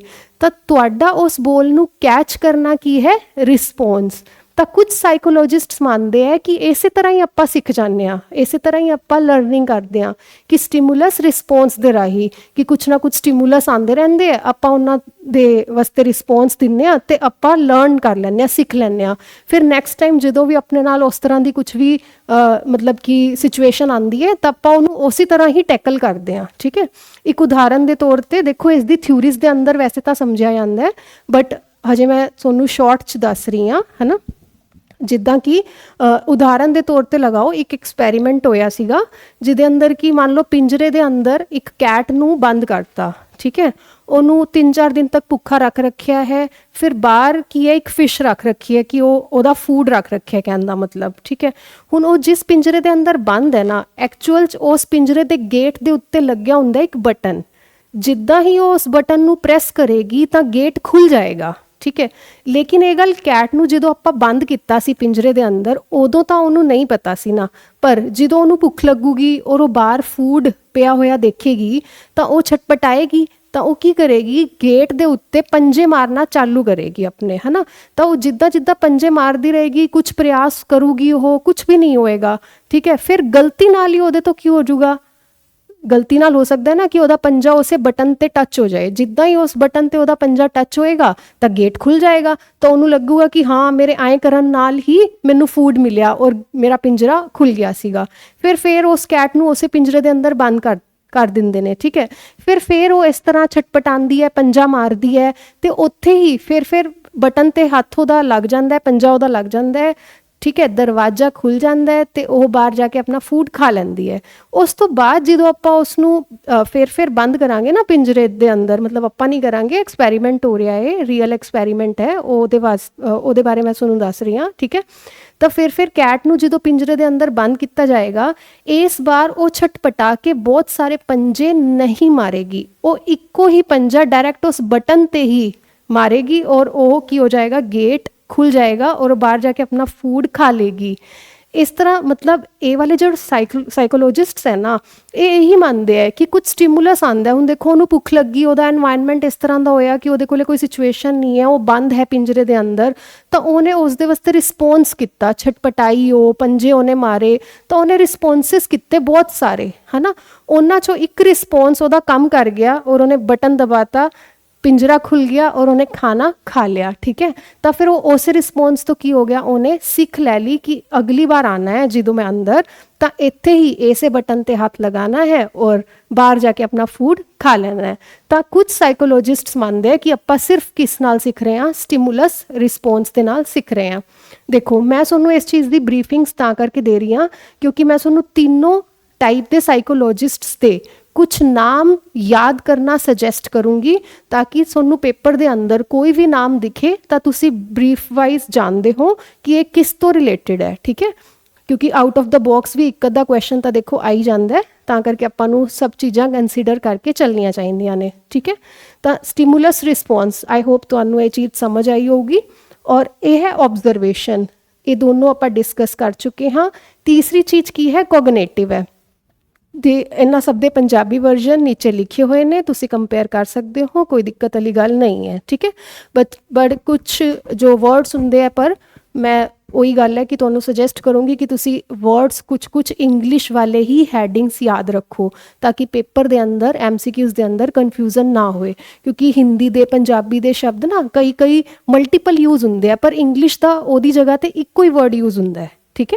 ता करके हुण देखो अगला जो है अपना है गेस्टाल्ट, कोग्नेटिव वाले, कोग्नेटिव, ठीक है। कुछ साइकोलॉजिस्ट्स मानते हैं कि इंसान आए जिमें ਇਹਦੇ अकॉर्डिंग की सी कि वो अपने आप सिचुएशन के अकॉर्डिंग सीख गया, है ना। कैट सीख गई सी जिमें कि, तो बच्चा या कोई भी इंसान इदा ही सीख जाता है स्टिमुलस रिस्पॉन्स के अकॉर्डिंग, ठीक है। लेकिन जो कोग्नेटिव ਥਿਊਰੀ ਦਿੰਦੇ ਨੇ ਨਾ ਜਿਹੜੇ ਸਾਈਕੋਲੋਜਿਸਟਸ, ਉਹ ਇਹ ਨਹੀਂ ਮੰਨਦੇ ਹੈ, ਉਹ ਕਹਿੰਦੇ ਹੈ ਕਿ ਆਪਾਂ ਦਿਮਾਗ ਦਾ ਯੂਜ਼ ਕਰਕੇ ਹੀ ਸਿੱਖਦੇ ਹਾਂ, ਠੀਕ ਹੈ। ਕਿ ਐਂ ਨਹੀਂ ਹੁੰਦਾ ਕਿ ਬਾਈ ਚਾਂਸ ਕੋਈ ਚੀਜ਼ ਹੋ ਗਈ, ਬਾਈ ਚਾਂਸ ਤੁਹਾਡਾ ਐਫਰਟ ਸਹੀ ਚਲਾ ਗਿਆ ਔਰ ਤੁਸੀਂ ਸਿੱਖ ਗਏ ਉਸ ਚੀਜ਼ ਨੂੰ, ਨਹੀਂ। ਇਹ ਕਹਿੰਦੇ ਹੈ ਕਿ ਆਪਾਂ अपना दिमाग ਦਾ यूज़ करते हाँ, दैन ਆਪਾਂ ਸਿੱਖਦੇ ਹਾਂ। ਇਹ वर्ड बहुत इंपॉर्टेंट है, जिथे भी वर्ड आए कोग्नेटिव या फिर गैस्टाल्ट, उसका की मतलब है कि वो दिमाग तो रिलेटेड है, मानसिक क्षमता तो रिलेटेड है, ठीक है। कि दिमाग का इस्तेमाल करके आप चीज़ां सीख रहे हैं, कोग्नेटिव, गैस्टाल्ट, समझ आई, है ना, ठीक है। इस तो बाद मैं कुछ पॉइंट्स लिखे है ये जो कि थोड़े इंपॉर्टेंट रहते हैं, तो मैं बेसिक्स क्लीयर करने वास्ते तुहाडे ये पॉइंट्स लिखे ने। जिद्दां कि देखिए ਇਹ ਤੁਸੀਂ ਬਰੀਫਲੀ ਵੀ ਸਿਰਫ ਇਹ ਟੇਬਲ ਇੱਦਾਂ ਹੀ ਫਲੋ ਚਾਰਟ ਵੀ ਪੜ੍ਹ ਲਓਗੇ ਨਾ ਤਾਂ ਤੁਹਾਡੇ ਵਾਸਤੇ ਬਹੁਤ ਹੀ ਕੰਮ ਦੀ ਚੀਜ਼ ਹੈ, ਠੀਕ ਹੈ। ਤਾਂ ਦੇਖੋ ਅਗਲਾ ਮੈਂ ਇੱਕ ਪੁਆਇੰਟ ਲਿਖਿਆ ਹੈ ਕਿ ਐਕਸਟਰਨਲ ਲਰਨਿੰਗ ਪ੍ਰੋਸੈਸ, ਇਹਦੇ ਵਿੱਚ ਮੈਂ ਲਿਖਿਆ ਨੋ ਐਕਸਟਰਨਲ ਨੋ ਇੰਟਰਨਲ, ਔਰ ਇਹਦੇ ਅੰਦਰ ਹੈ ਇੰਟਰਨਲ ਲਰਨਿੰਗ ਪ੍ਰੋਸੈਸ। ਹੁਣ ਦੇਖੋ ਇਹ ਜਿੱਦਾਂ ਕਿ ਮੈਂ ਤੁਹਾਨੂੰ ਹੁਣੇ एग्जाम्पल दिता कैट वाला है ना, तो एक्सटर्नल लर्निंग प्रोसैस से ਤੁਹਾਨੂੰ समझ आई गई होगी वो चीज़ है ना, बाहरी तौर पर बंदा सीख रहा है, ठीक है। और इसके अंदर की है इंटरनल लर्निंग प्रोसैस है, तुसी अपना दिमाग यूज़ करके, ठीक है, कुछ चीज़ हो सकती है जिमें कुछ सोच रहे हो तुसी अंदर अंदर है ना, और फिर कुछ चीज़ां सीख रहे हो, ਉਹਨੂੰ ਇੰਪਲੀਕੇਸ਼ਨਸ ਕਰਕੇ ਦੇਖਦੇ ਹੋ, ਦੈਨ ਤੁਸੀਂ ਅਲੱਗ-ਅਲੱਗ ਚੀਜ਼ਾਂ ਲਰਨ ਕਰਦੇ ਹੋ, ਠੀਕ ਹੈ, ਤਾਂ ਤੁਸੀਂ ਇੰਟਰਨਲੀ ਸਿੱਖ ਰਹੇ ਹੋ, ਇੰਟਰਨਲ ਲਰਨਿੰਗ ਪ੍ਰੋਸੈਸ ਹੋ। ਇਹ ਕੀ ਹੈ, ਐਕਸਟਰਨਲ ਲਰਨਿੰਗ ਪ੍ਰੋਸੈਸ है।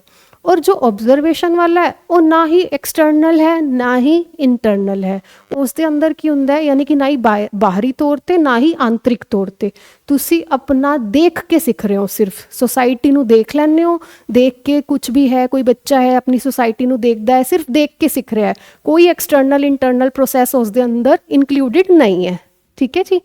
उस तो बाद जिद्दां कि मैं तुहानूं दस्सिया इस मैंटल कैपेसिटी का यूज़ हुंदा है, और ऑब्जरवेशन सॉरी अपना स्टिमुलस रिस्पॉन्स च कोई मैंटल कैपेसिटी का यूज़ नहीं हुंदा है, तुसी सिर्फ अपने एनवायरनमेंट तो सीख जाते हो according to stimulus response theory, ठीक है जी। उस तो बाद की है रीइनफोर्समेंट, एक वर्ड लिखा है इत्थे बहुत ही इंपॉर्टेंट, कई क्वेश्चनस कई MCQs डायरैक्ट इस वर्ड तो सॉल्व हो जाते हैं इस थ्योरीज के, ठीक है। इस दे अंदर नो रीइनफोर्समेंट लिखा है, इस दे अंदर रीइनफोर्समेंट लिखा है। देखो हुण जिद्दां कि कैट ने गलती नाल वो पंजा सही बटन ते प्रैस करता ते पिंजरा खुल गया, ठीक है, तो ਉਹਦੇ बदले च ਉਹਨੂੰ एक रीइनफोर्समेंट, एक अच्छी चीज़ मिली, ਉਹਨੂੰ फूड मिलिया, ठीक है। या फिर तुसी ये वाला एग्जाम्पल लै सकते हो, मान लो कि एक छोटा बच्चा है, ठीक है, कुछ बोलना सीख रहा है, तो वो कुछ भी बोलता है ना, तो आप ਉਹਨੂੰ रीइनफोर्समेंट दिन्ने आ कि हाँ सही है, बिल्कुल सही है, हाँ यही शब्द है, सही कह रहे हो तुसी, है ना, ये रीइनफोर्समेंट है। अगर स्टिमुलस रिस्पॉन्स थ्योरीज जिथे जिथे गल करनगियां ना उत्थे रीइनफोर्समेंट वर्ड आएगा ही आएगा, इन्हां दे अकॉर्डिंग रीइनफोर्समेंट देनी ज़रूरी है कि गुड, वेरी गुड, बिल्कुल सही, हाँ जी यही है, जो आपने बोला वही सही है, ऐसे बोलते हैं ना, है ना। कई लोग इस तरह बोलते हैं, इस तरह गल करते हैं कि हाँ जी गुड बेटा, टीचर्स भी अपनी बोलती हैं ना, तो ये क्या है अपनी, तो इस दे अकॉर्डिंग इत्थे रीइनफोर्समेंट की है, नैसेसरी है, ठीक है। इत्थे रीइनफोर्समेंट नैसेसरी नहीं है, तुसी अपना दिमाग का इस्तेमाल करके सीख रहे हो, ठीक है, उत्थे रीइनफोर्समेंट की कोई ज़रूरी नहीं है, ठीक है। उस तो बाद इत्थे एक मैं वर्ड लिखा होल और इत्थे एक लिखा स्मॉल पीसिस। जो स्टिमुलस रिस्पॉन्स वाली जिन्नी भी थ्योरीज, जिन्ने भी लोगों ने ये वाली थ्योरीज दी है, उन्होंने दे अकॉर्डिंग बंदा स्मॉल टुकड़ियां च सीखता है, स्मॉल पीसिस दे अंदर लर्न करता है, और कोगनेटिव वाले दे अकॉर्डिंग आपां एज अ होल सीखते हैं, या फिर आपां एज अ यूनिट भी तुसीं इहनूं कह सकते हो, एज अ यूनिट, है ना, सिंगल यूनिट, एक इक्को ही बारी च सीखना, है ना, तो एज अ होल सीखते हैं, एज अ यूनिट, और इस च आपां किवें सीखते हैं, छोटे छोटे टुकड़ियां दे अंदर स्मॉल पीसिस दे राही सीखते हैं, थोड़े थोड़े रिस्पॉन्सिस करते हो तुसी, ते एनवायरनमेंट के अकॉर्डिंग हौली हौली अपना स्टिमुलस रिस्पॉन्स के अकॉर्डिंग सीख जाते हो, ठीक है जी। तो इस फ्लो चार्ट नू तुसी नोट भी कर सकते हो, बहुत ही इंपॉर्टेंट है। इस तो बाद ना मैं इस फ्लो चार्ट दे जिद्दां कि आपां ये 3 डिस्कस किते ना, कि कुछ साइकोलॉजिस्ट्स के अकॉर्डिंग स्टिमुलस रिस्पॉन्स की थ्योरीज होंदियां ने, कुछ के अकॉर्डिंग आपां सिर्फ ऑब्जरवेशन नाल सीख रहे हैं, कुछ के अकॉर्डिंग आपां कोगनेटिव तरीके नाल सीख रहे हैं, ठीक है। गेस्टाल्ट साइकोलॉजिस्ट के अकॉर्डिंग वर्ड बहुत इंपॉर्टेंट होंदा है, कोगनेटिव भी गेस्टाल्ट भी, ठीक है। तो देखो इस अंदर मैं कुछ साइकोलॉजिस्ट के नाम लिखे हैं जिन्हों ने अपनी थ्योरीज दित्तियां ने। ऑब्जरवेशन का एल्बर्ट बंदूरा रहिंदा है, ठीक है, ये नाम ज़रूरी ने। कई पीस्टेट के एग्जाम च मैं तुहानूं पीस्टेट का एग्जाम मतलब जो प्रीवियस ईयर पेपर होंगे वो सॉल्व कराऊंगी, तो तुहानूं ये नाम देखने नूं मिलणगे उन्हां च, ठीक है। तो इसके अंदर एल्बर्ट बंदूरा ने अपनी थ्योरी दी है, ये मैं फेमस साइकोलॉजिस्ट्स के नाम लिखे ने जिहड़े कि इंपॉर्टेंट ने, जिन्हां दी थ्योरीज इंपॉर्टेंट रहिंदियां ने, जो कि चाहे सिलेबस च मैंशनड ना भी होण पर इन्हां दे नाम दे बारे पुछ लिया जाता है। और तुसी प्रीवियस ईयर पेपर कोई भी चक के देखियो, कुछ ना कुछ साइकोलॉजिस्ट्स के नाम तो रिलेटेड PS स्टैट क्वेश्चन जरूर पूछता है, ठीक है। तो इधर की है, ये वाले सारे नाम तुसी याद कर लेने हैं। अगर तुसी ये फ्लो चार्ट ड्रॉ कर रहे हो तो जो टॉलमैन है ਉਹਨੂੰ ਤੁਸੀਂ अलग तो स्टार मार्क करके लिखोगे, क्योंकि ये उत्तर व्यवहारवादी हुंदा है, ठीक है। ये प्रॉपर इधर भी नहीं हुंदा ते प्रॉपर इधर भी नहीं है, बीच की स्थिति वाली गल हुंदी है इन्हां दी, ठीक है। तो टॉलमैन नूं तुसी मार्क कर लियो, ठीक है जी। ਟੋਲਮੈਨ ਦੇ ਅੰਦਰ ਸਟਿਮੂਲਸ ਰਿਸਪੌਂਸ ਤਾਂ ਹੈ ਹੀ ਹੈ, ਔਰ ਇਹ ਥੋੜ੍ਹਾ ਬਹੁਤ ਜਦੋਂ ਤੁਸੀਂ ਇਹਦੀ ਥਿਊਰੀ ਪੜ੍ਹੋਗੇ ਤਾਂ ਤੁਹਾਨੂੰ ਪਤਾ ਲੱਗੂਗਾ ਕਿ ਇਹ ਥੋੜ੍ਹਾ ਬਹੁਤ ਦਿਮਾਗ ਦਾ ਇਸਤੇਮਾਲ ਕਰਨਾ ਵੀ ਵਿੱਚ ਐਡ ਔਨ ਕਰਦਾ ਹੈ, ਠੀਕ ਹੈ, ਕੋਗਨੇਟਿਵ ਵਾਲਾ ਵੀ। ਇਸ ਤਰ੍ਹਾਂ ਇਸ ਕਰਕੇ ਇਹਨੂੰ ਉੱਤਰ ਵਿਵਹਾਰਵਾਦੀ ਕਿਹਾ ਜਾਂਦਾ ਹੈ, ਠੀਕ ਹੈ। ਤਾਂ ਤੁਸੀਂ ਇਹ ਦੋਨੋਂ ਟੇਬਲਸ ਜੋ ਹੈ, ਦੋਨੋਂ ਫਲੋ ਚਾਰਟਸ ਨੋਟ ਕਰ ਸਕਦੇ ਹੋ, ਜੋ ਕਿ ਬਹੁਤ ਹੀ ਇੰਪੋਰਟੈਂਟ ਨੇ। ਤੁਸੀਂ ਇਹਨੂੰ ਨੋਟ ਕਰ ਲਓ, ਚਾਹੇ ਵੀਡੀਓ ਪੌਜ਼ ਕਰਕੇ ਵੀ ਤੁਸੀਂ ਨੋਟ ਕਰ ਸਕਦੇ ਹੋ। ਕੁਝ ਵੀ ਚੀਜ਼ ਤੁਹਾਨੂੰ ਲੱਗੇ ਕਿ ਸਮਝ ਨਹੀਂ ਆਈ ਹੈ ਤਾਂ ਤੁਸੀਂ ਕਮੈਂਟ ਦੇ ਅੰਦਰ ਵੀ ਪੁੱਛ ਸਕਦੇ ਹੋ, ਬੈਚ ਜੁਆਇਨ ਕਰ ਸਕਦੇ ਹੋ। 27 ਜਨਵਰੀ ਤੋਂ ਬੈਚ ਸਾਡਾ ਸ਼ੁਰੂ ਹੋ ਜਾਏਗਾ। ਉਸ ਤੋਂ ਇਲਾਵਾ ਵੀ ਕੋਈ ਵੀ ਤੁਹਾਡੀ ਇਨਕੁਆਇਰੀ ਹੋਵੇ ਤੁਸੀਂ ਨੀਚੇ ਦਿੱਤੇ ਗਏ फ़ोन ਨੰਬਰਾਂ 'ਤੇ ਕੰਟੈਕਟ ਕਰਕੇ ਪਤਾ ਕਰ ਸਕਦੇ ਹੋ, ਠੀਕ ਹੈ ਜੀ। ਬਹੁਤ ਇੰਪੋਰਟੈਂਟ ਹੈ ਫਲੋ ਚਾਰਟ, ਔਰ ਬਹੁਤ ਇੰਪੋਰਟੈਂਟ ਹੈ ਸਾਈਕੋਲੋਜਿਸਟਸ ਦੇ ਨਾਮ। ਥੋੜ੍ਹੇ ਜਿਹਾ ਤੁਸੀਂ ਸਾਈਕੋਲੋਜਿਸਟਸ ਦੇ ਨਾਮ ਵੀ ਲਿਖ ਸਕਦੇ ਹੋ, ਬਹੁਤ ਹੀ ਇੰਪੋਰਟੈਂਟ। ਚਾਹੇ ਤੁਸੀਂ ਇਹ ਥਿਊਰੀਜ਼ ਨਾ ਡਿਟੇਲ 'ਚ ਨਹੀਂ ਵੀ ਪੜ੍ਹ ਰਹੇ ਨਾ, ਤਾਂ ਵੀ ਤੁਸੀਂ ਸਿਰਫ ਇੰਨਾ ਵੀ ਯਾਦ ਕਰ ਲਓਗੇ ਨਾ ਕਿ ਕਿਹੜਾ ਸਾਈਕੋਲੋਜਿਸਟ ਕਿਹੜੀ ਕੈਟਾਗਰੀ ਦੇ ਅੰਡਰ ਆ ਰਿਹਾ ਸੀਗਾ, ਤਾਂ ਵੀ ਤੁਹਾਡਾ ਬਹੁਤ ਜ਼ਿਆਦਾ ਕੁਐਸਚਨ ਸੋਲਵ ਹੋਣ ਦਾ ਚਾਂਸ ਬਣਦਾ ਹੈ, ਠੀਕ ਹੈ। ਇਹਨੂੰ ਸਮਾਰਟ ਵਰਕ ਕਹਿੰਦੇ ਨੇ, ਹੈ ਨਾ। ਸਮਾਰਟ ਵਰਕ ਤਾਂ ਤੁਸੀਂ ਕਰ ਹੀ ਸਕਦੇ ਹੋ, ਤਾਂ ਹੀ ਤੁਸੀਂ ਪੇਪਰ ਦੀ ਤਿਆਰੀ ਕਰ ਰਹੇ ਹੋ।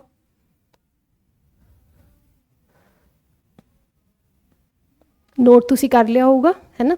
ਤਾਂ ਦੇਖੋ ਹੁਣ ਜਿਹੜਾ ਕੋਗਨੇਟਿਵ ਹੈ ਨਾ, ਇਸ ਦੇ ਅੰਦਰ ਮੈंने 3 ਨਾਮ ਮੈਂਸ਼ਨ ਕੀਤੇ ਨੇ। ਪਹਿਲਾ ਜੀਨ ਪਿਆਜੇ, ਦੇਖੋ ਇਹਦਾ ਪੰਜਾਬੀ ਵਰਜ਼ਨ ਤਾਂ ਕਰਕੇ ਨਹੀਂ ਲਿਖਿਆ ਕਿਉਂਕਿ ਇਹ ਨਾਮ ਹੀ ਸੀਗੇ, ਤਾਂ ਨਾਮ ਤਾਂ ਤੁਹਾਨੂੰ ਪਤਾ ਹੀ ਨੇ ਕਿ ਸੇਮ ਹੀ ਰਹਿੰਦੇ ਆ, ਉਸ 'ਚ ਕੋਈ ਕਨਵਰजन नहीं है, ठीक है। तो जीन पियाजे है, वाइगोत्स्की है और ब्रूनर है। जिरोम एस ब्रूनर है इसका पूरा नाम, है ना, Jerome S Bruner. J S Bruner लिखा होंगे किते किते किते किते जिरोम एस ब्रूनर, पर सोनू ब्रूनर वर्ड तो डेफिनेटली लिखा आएगा ही आएगा, कोई MCQ वगैरह का आंदा है, था ठीक है। और ये है लेव वाइगोत्स्की। वाइगोत्स्की कला भी लिखा आंदा है, ਤਾਂ ਵੀ ਤੁਸੀਂ ਪਹਿਚਾਨ ਕਰ ਲੈਣੀ ਹੈ ਇਹਦੀ। ਔਰ ਜੀਨ ਪਿਆਜੇ, ਜਿਹਨੂੰ ਕਿ ਆਪਾਂ ਸ਼ਾਰਟ 'ਚ ਪਿਆਜੇ ਦੀ ਥਿਊਰੀ ਕਹਿੰਦੇ ਆ, ਜੀਨ ਪਿਆਜੇ, ਹੈ ਨਾ, ਜਿਹੜਾ ਕਿ ਤੁਸੀਂ B.Ed ਫਸਟ ਈਅਰ ਦੇ ਅੰਦਰ ਪੜ੍ਹਿਆ ਵੀ ਹੋਣਾ। ਕਿਸੇ ਨੇ ਨਹੀਂ ਵੀ ਪੜ੍ਹਿਆ ਤਾਂ ਵੀ ਕੋਈ ਦਿੱਕਤ ਵਾਲੀ ਗੱਲ ਨਹੀਂ ਹੈ, ਤੁਹਾਨੂੰ ਸਮਝ ਆ ਜਾਏਗਾ ਅੱਜ, ਠੀਕ ਹੈ। ਤਾਂ ਇਹ ਜੋ ਤਿੰਨੋਂ ਥਿਊਰੀਜ਼ ਹੈ ਬਹੁਤ ਹੀ ਇੰਪੋਰਟੈਂਟ ਨੇਗੀਆਂ। ਤਾਂ ਇਹਨਾਂ ਦੇ ਵਿੱਚੋਂ ਆਪਾਂ मैं स्टार्ट कर रही हाँ वाइगोत्स्की दी थ्योरी, क्योंकि थोड़ी शॉर्ट है, लैक्चर का टाइम थोड़ा जा घट बचिया है, तो आपां वाइगोत्स्की दी थ्योरी कंप्लीट कर सकांगे आराम नाल, ठीक है जी। तुसीं ये चार्ट नूं दोबारा ओवरथ्रू करो तो आपां वाइगोत्स्की दी थ्योरी फिर शुरू करते हैं।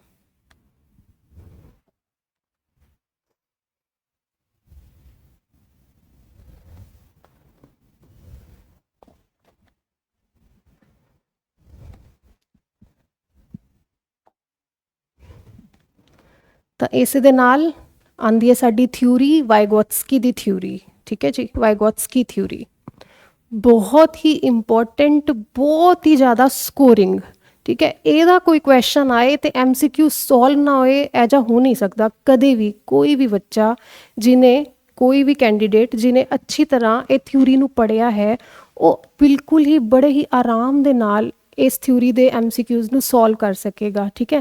ਬਟ ਹਰ ਇੱਕ MCQ ਨੂੰ ਸੋਲਵ ਕਰਨ ਦਾ ਇੱਕੋ ਹੀ ਤਰੀਕਾ ਹੁੰਦਾ ਹੈ ਕਿ ਤੁਸੀਂ ਉਹਦਾ ਕਨਸੈਪਟ ਜ਼ਰੂਰ ਕਲੀਅਰਡ ਰੱਖੋ, ਠੀਕ ਹੈ, ਤਾਂ ਕਿ ਕੋਈ ਪਰੇਸ਼ਾਨੀ ਹੀ ਨਾ ਆਏ, ਚਾਹੇ MCQ ਟਫ ਆ ਜਾਏ ਚਾਹੇ MCQ ਈਜ਼ੀ ਆ ਜਾਏ, ਠੀਕ ਹੈ। ਤਾਂ ਹੁਣ ਦੇਖੋ ਜੀ ਵਾਈਗੋਟਸਕੀ ਹੈ ਨਾ, ਮੈਂ ਸਭ ਤੋਂ ਪਹਿਲਾਂ ਨਾ ਇਹਦੇ ਕੁਝ ਕੀਵਰਡਸ ਲਿਖੇ ਹੈ। ਦੇਖੋ ਇਹ ਕੀਵਰਡਸ ਲਿਖਣ ਦੇ ਮੇਰੇ ਦੋ ਪਰਪਸ ਹੈ। ਇੱਕ ਤਾਂ ਇਹ ਕਿ ਕਈ ਵਾਰ ਕੀ ਹੈ ਕਿ ਜਦੋਂ ਆਪਾਂ ਲਾਸਟ 'ਚ ਰਿਵੀਜ਼ਨ ਕਰਦੇ ਹਾਂ ਤਾਂ ਟਾਈਮ ਥੋੜ੍ਹਾ ਜਿਹਾ ਘੱਟ ਹੁੰਦਾ ਹੈ, ਤਾਂ ਤੁਸੀਂ ਜਿਵੇਂ ਕੀਵਰਡਸ ਵੀ ਨੋਟ ਕਰ ਲਓਗੇ ਨਾ, ਤਾਂ ਇਹਨੂੰ ਜਦੋਂ ਰਿਵਾਈਜ਼ ਕਰੋਗੇ ਤਾਂ ਤੁਹਾਨੂੰ ਇੱਕ ਇੱਕ ਕਰਕੇ ਸਾਰੇ ਪੁਆਇੰਟਸ ਕਨਸੈਪਚੁਅਲੀ ਦਿਮਾਗ 'ਚ ਆਉਂਦੇ ਰਹਿਣਗੇ, ਸਿਰਫ ਇਸ ਇੱਕ ਇੱਕ ਕੀਵਰਡਸ ਦੇ ਨਾਲ ਹੀ। ਅਤੇ ਦੂਜਾ, ਕਈ ਵਾਰੀ ਨਾ ਪੇਪਰ ਦੇ ਅੰਦਰ MCQ ਦਾ ਕੁਐਸਚਨ ਇਹਨਾਂ ਕੀਵਰਡਸ ਤੋਂ ਹੀ ਬਣ ਜਾਂਦਾ ਡਾਇਰੈਕਟਲੀ, ਠੀਕ ਹੈ। ਇਸ ਤਰ੍ਹਾਂ ਦਾ ਤੁਸੀਂ ਬਹੁਤ ਸਾਰੇ ਐਗਜ਼ਾਮਪਲਸ ਦੇਖ ਸਕਦੇ ਹੋ MCQs ਦੇ ਅੰਦਰ ਕਿ ਡਾਇਰੈਕਟ ਆਪਸ਼ਨ ਦੇ ਅੰਦਰ ਆ ਜਾਂਦਾ ਹੈ ਕੁਝ ਵੀ ਇਸ ਤਰ੍ਹਾਂ ਦਾ ਵਰਡ। ਅਤੇ ਤੁਸੀਂ ਜਦੋਂ ਨੋਟਸ ਬਣਾਓਗੇ ਨਾ ਇਸ ਤਰੀਕੇ ਨਾਲ ਕਿ ਵਾਈਗੋਟਸਕੀ ਦੀ ਥਿਊਰੀ ਦੇ ਅੰਦਰ ਆਹ ਚੀਜ਼ਾਂ ਆਪਾਂ ਨੇ ਪੜ੍ਹੀਆਂ ਸੀ, ਤਾਂ ਉਹਦਾ MCQ ਕਦੇ ਵੀ ਗਲਤ ਨਹੀਂ ਹੁੰਦਾ ਅਤੇ ਬਹੁਤ ਜ਼ਿਆਦਾ ਵਧੀਆ ਸਹੀ ਜਾਂਦਾ ਹੈ, ਠੀਕ ਹੈ ਜੀ। ਤਾਂ ਆਪਣਾ ਜੋ ਪਹਿਲਾ ਮੈਂ ਕੀਵਰਡ ਲਿਖਿਆ, ਇੱਥੇ ਤੁਹਾਨੂੰ ਹਜੇ ਕੀਵਰਡਸ ਨਹੀਂ ਸਮਝ ਆਉਣਗੇ, ਪਰ ਜਦੋਂ ਮੈਂ ਐਕਸਪਲੇਨ ਕਰ ਦੂੰਗੀ ਦੈਨ ਤੁਹਾਨੂੰ ਇਹ ਕੀਵਰਡਸ ਸਮਝ ਆਉਣਗੇ। ਪਰ ਨੋਟਸ ਦੀ ਸੀਕੁਐਂਸ ਹਮੇਸ਼ਾ ਇਹੀ ਰੱਖਣੀ ਹੁੰਦੀ ਹੈ। ਕੋਈ ਵੀ ਤੁਸੀਂ ਥਿਊਰੀ ਲਿਖੋ ਨਾ, ਉਹਦੇ ਕੀਵਰਡਸ ਸਭ ਤੋਂ ਪਹਿਲਾਂ ਜ਼ਰੂਰ ਮੈਂਸ਼ਨ ਕਰੋ। ਇਹ ਤੁਹਾਨੂੰ ਕੁਇਕ ਰਿਵੀਜ਼ਨ ਦੇ ਅੰਦਰ ਬਹੁਤ ਜ਼ਿਆਦਾ ਹੈਲਪ ਆਊਟ ਕਰਦੇ ਨੇ, ਠੀਕ ਹੈ। ਤਾਂ ਹੁਣ ਦੇਖੋ, ਜਿਵੇਂ ਕਿ ਪਹਿਲਾ ਕੀਵਰਡ ਮੈਂ ਲਿਖਿਆ ਸੋਸ਼ੀਓ ਕਲਚਰਲ ਥਿਊਰੀ। ਇਸ ਤੋਂ ਡਾਇਰੈਕਟ MCQ ਬਹੁਤ ਵਾਰੀ ਆਉਂਦਾ ਹੈ ਕਿ ਸੋਸ਼ੀਓ ਕਲਚਰਲ ਥਿਊਰੀ ਕਿਹਦੀ ਹੈ, ਵਾਈਗੋਟਸਕੀ ਦੀ ਹੈ, ਟਿਕ ਔਰ ਤੁਹਾਡਾ मतलब कि एक नंबर जो है वो पक्का हो जाता है, ठीक है। दूसरा कीवर्ड अपन ने इत्थे मैंशन किया है ZAD, zone of actual development. Teeja keyword है ZPD। चौथा कीवर्ड है MKO यानी कि मोर नॉलेजेबल अदर्स। पांचवा कीवर्ड है स्कैफोल्डिंग। अगला है नोट अकॉर्डिंग टू एज। अगला मैं लिखा है प्राइवेट स्पीच, ठीक है जी। ਤਾਂ ਇੱਕ ਇੱਕ ਕਰਕੇ ਆਪਾਂ ਇਹਨਾਂ ਸਾਰਾ ਕੀਵਰਡਸ ਨੂੰ ਸਮਝਦੇ ਹਾਂ, ਕੋਸ਼ਿਸ਼ ਕਰਾਂਗੇ ਸਾਰਿਆਂ ਨੂੰ ਕੰਪਲੀਟ ਕਰਨ ਦੀ ਲੈਕਚਰ ਦੇ ਟਾਈਮ ਦੇ ਅਕੋਰਡਿੰਗ, ਠੀਕ ਹੈ ਜੀ। ਤਾਂ ਸਭ ਤੋਂ ਪਹਿਲਾਂ ਮੈਂ ਤੁਹਾਨੂੰ ਵਾਈਗੋਟਸਕੀ ਦੀ ਥਿਊਰੀ ਦੇ ਅਕੋਰਡਿੰਗ ਥੋੜ੍ਹਾ ਜਿਹਾ ਇੰਟਰੋਡਕਸ਼ਨ ਦਿੰਦੀ ਹਾਂ ਤਾਂ ਕਿ ਤੁਹਾਨੂੰ ਸਮਝ ਆਏ ਕਿ ਵਾਈਗੋਟਸਕੀ ਦੀ ਥਿਊਰੀ ਦੇ ਅੰਦਰ ਕੀ ਚੀਜ਼ ਹੈ। ਦੇਖੋ, ਜਿਹੜਾ ਤੁਸੀਂ ਹੁਣੇ ਫਲੋ ਚਾਰਟ ਦੇਖਿਆ ਸੀ ਉਸ ਦੇ ਅੰਡਰ ਤੁਹਾਨੂੰ ਹੁਣ ਯਾਦ ਵੀ ਹੋਏਗਾ ਸ਼ਾਇਦ ਕਿ ਕੋਗਨੇਟਿਵ ਡਿਵੈਲਪਮੈਂਟ ਵਾਲੀ ਕੈਟਾਗਰੀ ਦੇ ਅੰਡਰ ਆ ਰਿਹਾ ਸੀਗਾ ਕੌਣ, ਵਾਈਗੋਟਸਕੀ, ठीक है। ਇਹਦਾ मतलब डेफिनेटली ये है तो कोग्नेटिव डेवलपमेंट की थ्योरी ही है, ठीक है। यानी कि किस तरह लर्निंग जो है मतलब दिमाग का विकास किस तरह कर रही है ना, वो वाली थ्योरी है वाइगोत्स्की दी। जो कि ये वर्ड बहुत ज़्यादा इंपॉर्टेंट सोशियो कल्चरल। देखो, ਵਾਈਗੋਟਸਕੀ ਇਹ ਚੀਜ਼ ਮੰਨਦਾ ਹੈ ਕਿ ਇਨਸਾਨ ਨਾ ਇੰਟਰੈਕਟ ਕਰਦਾ ਹੈ ਸੋਸਾਇਟੀ ਦੇ ਲੋਕਾਂ ਦੇ ਨਾਲ। ਇੰਟਰੈਕਟ ਕਰਨਾ, ਮੈਂ ਸਿਰਫ ਓਬਜ਼ਰਵ ਕਰਨਾ ਵਰਡ ਨਹੀਂ ਯੂਜ਼ ਕੀਤਾ ਹੈ ਇੱਥੇ, ਇੰਟਰੈਕਟ ਕਰਨਾ ਵਰਡ ਮੈਂ ਇੱਥੇ ਯੂਜ਼ ਕੀਤਾ ਹੈ, ਠੀਕ ਹੈ। ਇੰਟਰੈਕਟ ਕਰਨਾ, ਗੱਲਬਾਤ ਕਰਨਾ, ਹੈ ਨਾ। ਤਾਂ ਸੋਸ਼ਲ ਔਰ ਕਲਚਰਲ, ਤਾਂ ਵਾਈਗੋਟਸਕੀ ਦੇ ਅਕੋਰਡਿੰਗ ਜੋ ਕੋਗਨੇਟਿਵ ਡਿਵੈਲਪਮੈਂਟ ਹੁੰਦੀ ਹੈ ਯਾਨੀ ਬੋਧਾਤਮਕ ਵਿਕਾਸ ਜਿਹੜਾ ਹੁੰਦਾ ਹੈ ਉਹ ਦੋਨੋਂ ਚੀਜ਼ਾਂ 'ਤੇ ਨਿਰਭਰ ਕਰਦਾ ਹੈ, ਸੋਸਾਇਟੀ 'ਤੇ ਵੀ ਅਤੇ ਉਹਦੇ ਆਸ-ਪਾਸ ਦਾ ਜਿਹੜਾ ਕਲਚਰ ਹੈ ਉਸ 'ਤੇ ਵੀ ਡਿਪੈਂਡ ਕਰਦਾ ਹੈ, ਠੀਕ ਹੈ। ਤਾਂ ਕਰਕੇ ਇਹ ਕਿਹੜੀ ਥਿਊਰੀ ਹੈ, ਸੋਸ਼ੀਓ ਕਲਚਰਲ ਥਿਊਰੀ ਹੈ, ਠੀਕ ਹੈ। ਮੈਂ ਰਿਪੀਟ ਕਰ ਰਹੀ ਹਾਂ ਕਿ ਸੋਸਾਇਟੀ ਦੇ ਨਾਲ ਇੰਟਰੈਕਟ ਕਰਕੇ ਆਪਾਂ ਸਿੱਖਦੇ ਹਾਂ ਅਕੋਰਡਿੰਗ ਟੂ ਵਾਈਗੋਟਸਕੀ, ਔਰ ਆਪਣਾ ਜੋ ਕਲਚਰ ਹੈ ਉਹ ਵੀ ਆਪਣੀ ਲਰਨਿੰਗ ਨੂੰ ਇਫੈਕਟ ਕਰਦਾ ਹੈ, ਆਪਣੀ ਸਿੱਖਣ ਨੂੰ ਇਫੈਕਟ ਕਰਦਾ ਹੈ। ਤਾਂ ਕਰਕੇ ਇਹ ਹੈ ਸੋਸ਼ੀਓ ਕਲਚਰਲ ਥਿਊਰੀ। ਨਾਮ ਹੀ ਬਹੁਤ ਇੰਪੋਰਟੈਂਟ ਹੈ, ਸੋਸ਼ੀਓ ਕਲਚਰਲ ਥਿਊਰੀ, ਠੀਕ ਹੈ ਜੀ। ਇਸ ਤਰ੍ਹਾਂ ਹੁਣ ਦੇਖੋ, ਉਸ ਤੋਂ ਬਾਅਦ ਇੱਕ ਮਿੰਟ ਮੈਂ ਤੁਹਾਨੂੰ ਪਹਿਲਾਂ ਇਹ ਸਾਰੇ ਕੀਵਰਡਸ ਇੰਟਰੋਡਿਊਸ ਕਰ ਦਿੰਦੀ ਹਾਂ ਤਾਂ ਕਿ ਤੁਹਾਨੂੰ ਸਮਝ ਆ ਜਾਏ। ਦੇਖੋ, ਹੁਣ ਜਿਹੜੀ ਪਿਆਜੇ ਦੀ ਥਿਊਰੀ ਹੁੰਦੀ ਹੈ ਨਾ, ਪਿਆਜੇ ਦੀ ਥਿਊਰੀ ਇਹ ਗੱਲ ਨੂੰ ਕੰਸੀਡਰ ਕਰਦੀ ਹੈ ਕਿ ਕੋਈ ਵੀ ਇਨਸਾਨ ਸਿੱਖਦਾ ਹੈ ਆਪਣੀ ਏਜ ਦੇ ਅਕੋਰਡਿੰਗ ਸਿੱਖਦਾ ਹੈ, ਠੀਕ ਹੈ। ਕਿ ਉਹਦੀ ਡਿਵੈਲਪਮੈਂਟ, ਉਹਦਾ ਬੋਧਾਤਮਕ ਵਿਕਾਸ, ਉਹਦੇ ਦਿਮਾਗ ਦਾ ਵਿਕਾਸ ਹੋ ਰਿਹਾ ਕਿਸ ਤਰੀਕੇ ਨਾਲ, ਏਜ ਦੇ ਨਾਲ ਹੋ ਰਿਹਾ ਹੈ, ਠੀਕ ਹੈ। ਯਾਨੀ ਕਿ ਇੱਕ 5 ਸਾਲ ਦਾ ਬੱਚਾ ਉਹ ਓਨਾ ਹੀ ਸਿੱਖ ਸਕਦਾ ਜਿੰਨਾ ਕਿ ਇੱਕ 5 ਸਾਲ ਦਾ ਬੱਚਾ ਸਿੱਖ ਸਕਦਾ ਹੈ, ਠੀਕ ਹੈ। ਕੋਈ 5th ਕਲਾਸ ਦਾ ਬੱਚਾ ਹੈ, ਕੋਈ 6th ਕਲਾਸ ਦਾ ਬੱਚਾ ਹੈ, ਉਹ ਓਨਾ ਹੀ ਸਿੱਖ ਸਕਦਾ ਹੈ ਜਿੰਨਾ ਕਿ ਉਹ ਆਪਣੀ ਉਮਰ ਦੇ ਅਨੁਸਾਰ ਸਿੱਖ ਸਕਦਾ ਹੈ, ਠੀਕ ਹੈ। ਲੇਕਿਨ ਵਾਈਗੋਟਸਕੀ ਨੇ ਇੱਕ ਇੱਥੇ ਨਵੀਂ ਚੀਜ਼ ਇੰਟਰੋਡਿਊਸ ਕੀਤੀ ਹੈ। ਤੁਸੀਂ ਇਹ ਮੇਰੀ ਗੱਲ ਇੱਕ ਉਦਾਹਰਨ ਦੇ ਨਾਲ ਸਮਝੋ। ਜਿੱਦਾਂ ਕਿ ਮੰਨੋ ਕਿ 5th ਕਲਾਸ ਦੇ ਅੰਦਰ ਕੋਈ ਬੱਚਾ ਪੜ੍ਹਦਾ ਹੈ, ਠੀਕ ਹੈ। ਤਾਂ ਪਿਆਜੇ ਕੀ ਮੰਨਦਾ ਹੈ ਕਿ 5th ਕਲਾਸ ਦਾ ਬੱਚਾ, ਉਹਦੀ ਇੰਨੀ ਏਜ ਹੈ ਔਰ ਉਹ ਇੰਨਾ ਡਿਵੈਲਪ ਕਰ ਸਕਦਾ ਹੈ, ਠੀਕ ਹੈ। ਉਹਦਾ ਇੰਨਾ ਕੋਗਨੇਟਿਵ ਡਿਵੈਲਪਮੈਂਟ ਹੋ ਸਕਦਾ ਹੈ।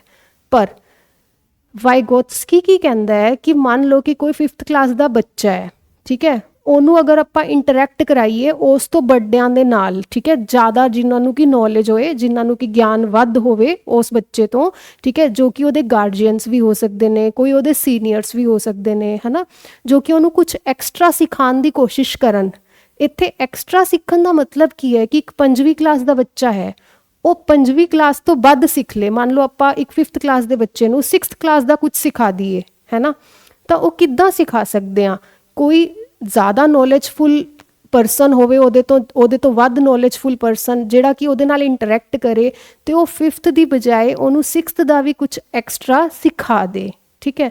ਤਾਂ ਜੋ ਵਾਈਗੋਟਸਕੀ ਹੈ ਨਾ, ਉਹ ਮੰਨਦਾ ਹੈ ਕਿ ਬੱਚਾ ਆਪਣੀ ਉਮਰ ਤੋਂ ਵੱਧ ਵੀ ਸਿੱਖ ਸਕਦਾ ਹੈ, ਠੀਕ ਹੈ। ਇੱਕ ਕੀਵਰਡ ਸੀਗਾ ਮੈਂ ਇੱਥੇ ਲਿਖਿਆ, ਇਹ ਵਾਲਾ keyword 6th, not according to age, ਹੈ ਨਾ, नॉट अकॉर्डिंग टू एज। यानी कि इदां नहीं है कि जिन्नी एक बच्चे की उम्र है बस वो उन्ना ही सीखेगा, नहीं, वो एक्स्ट्रा भी सीख सकता है। ठीक है, एक्स्ट्रा किद्दां सीखेगा वो?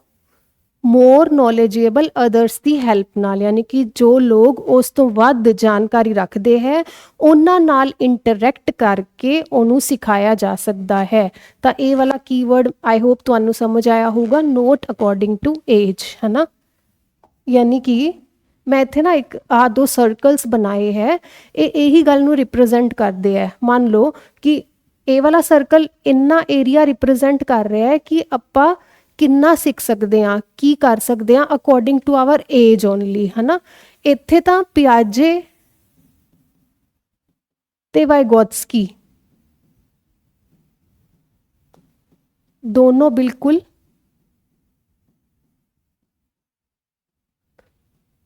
दोनों की गल बिल्कुल बराबर है, सिर्फ इस सर्कल के अंदर, इन एरिया के अंदर। क्योंकि पियाजे भी कहता है कि अपनी एज के अकॉर्डिंग तो सीखना ही है। मान लो 5वीं क्लास का बच्चा है, 5th क्लास का बच्चा है, उसकी इन्नी एज है, वो इन्ना सीखना चाहिए। वो मैथ की किताब है, वो साइंस की किताब है, वो इसके अकॉर्डिंग होनी चाहिए है कि वो 5th क्लास का काम अपना सीख लैंदा है। ठीक है, जो कि तुम देखते ही हो कि वो सीख भी लैंदा है आराम नाल, इस तरह की कोई दिक्कत भी नहीं आती, है ना। क्योंकि उसकी उम्र उन्नी है कि वह कोगनेटिव डेवलपमेंट यानी वह बोधात्मक विकास उन्ना किया जा सके। ठीक है, तो फिर यह है पियाजे और वाइगोत्स्की इन्ने एरिया च बिल्कुल बराबर ने कि what I can do according to age, है ना, अकॉर्डिंग टू एज। लेकिन हुण वाइगोत्स्की की है कि इस सर्कल तो बाहर का दायरा भी वाइगोत्स्की सोच रहा है। किद्दां? ये कहता है कि एक शब्द हुंदा है स्कैफोल्डिंग। स्कैफोल्डिंग की है कि दूजे लोग जिन्होंने कि वध नॉलेज सी वो अपनी मदद करन आपां नूं सीखण लई की चीज़, अपनी एज तो वड्डी चीज़, जिद्दां कि आपां 5वीं क्लास च आपां नूं 6th क्लास का काम कोई सिखा रहा है या 7th का कोई टॉपिक आपां नूं कोई सिखा रहा है ना, इस तरह।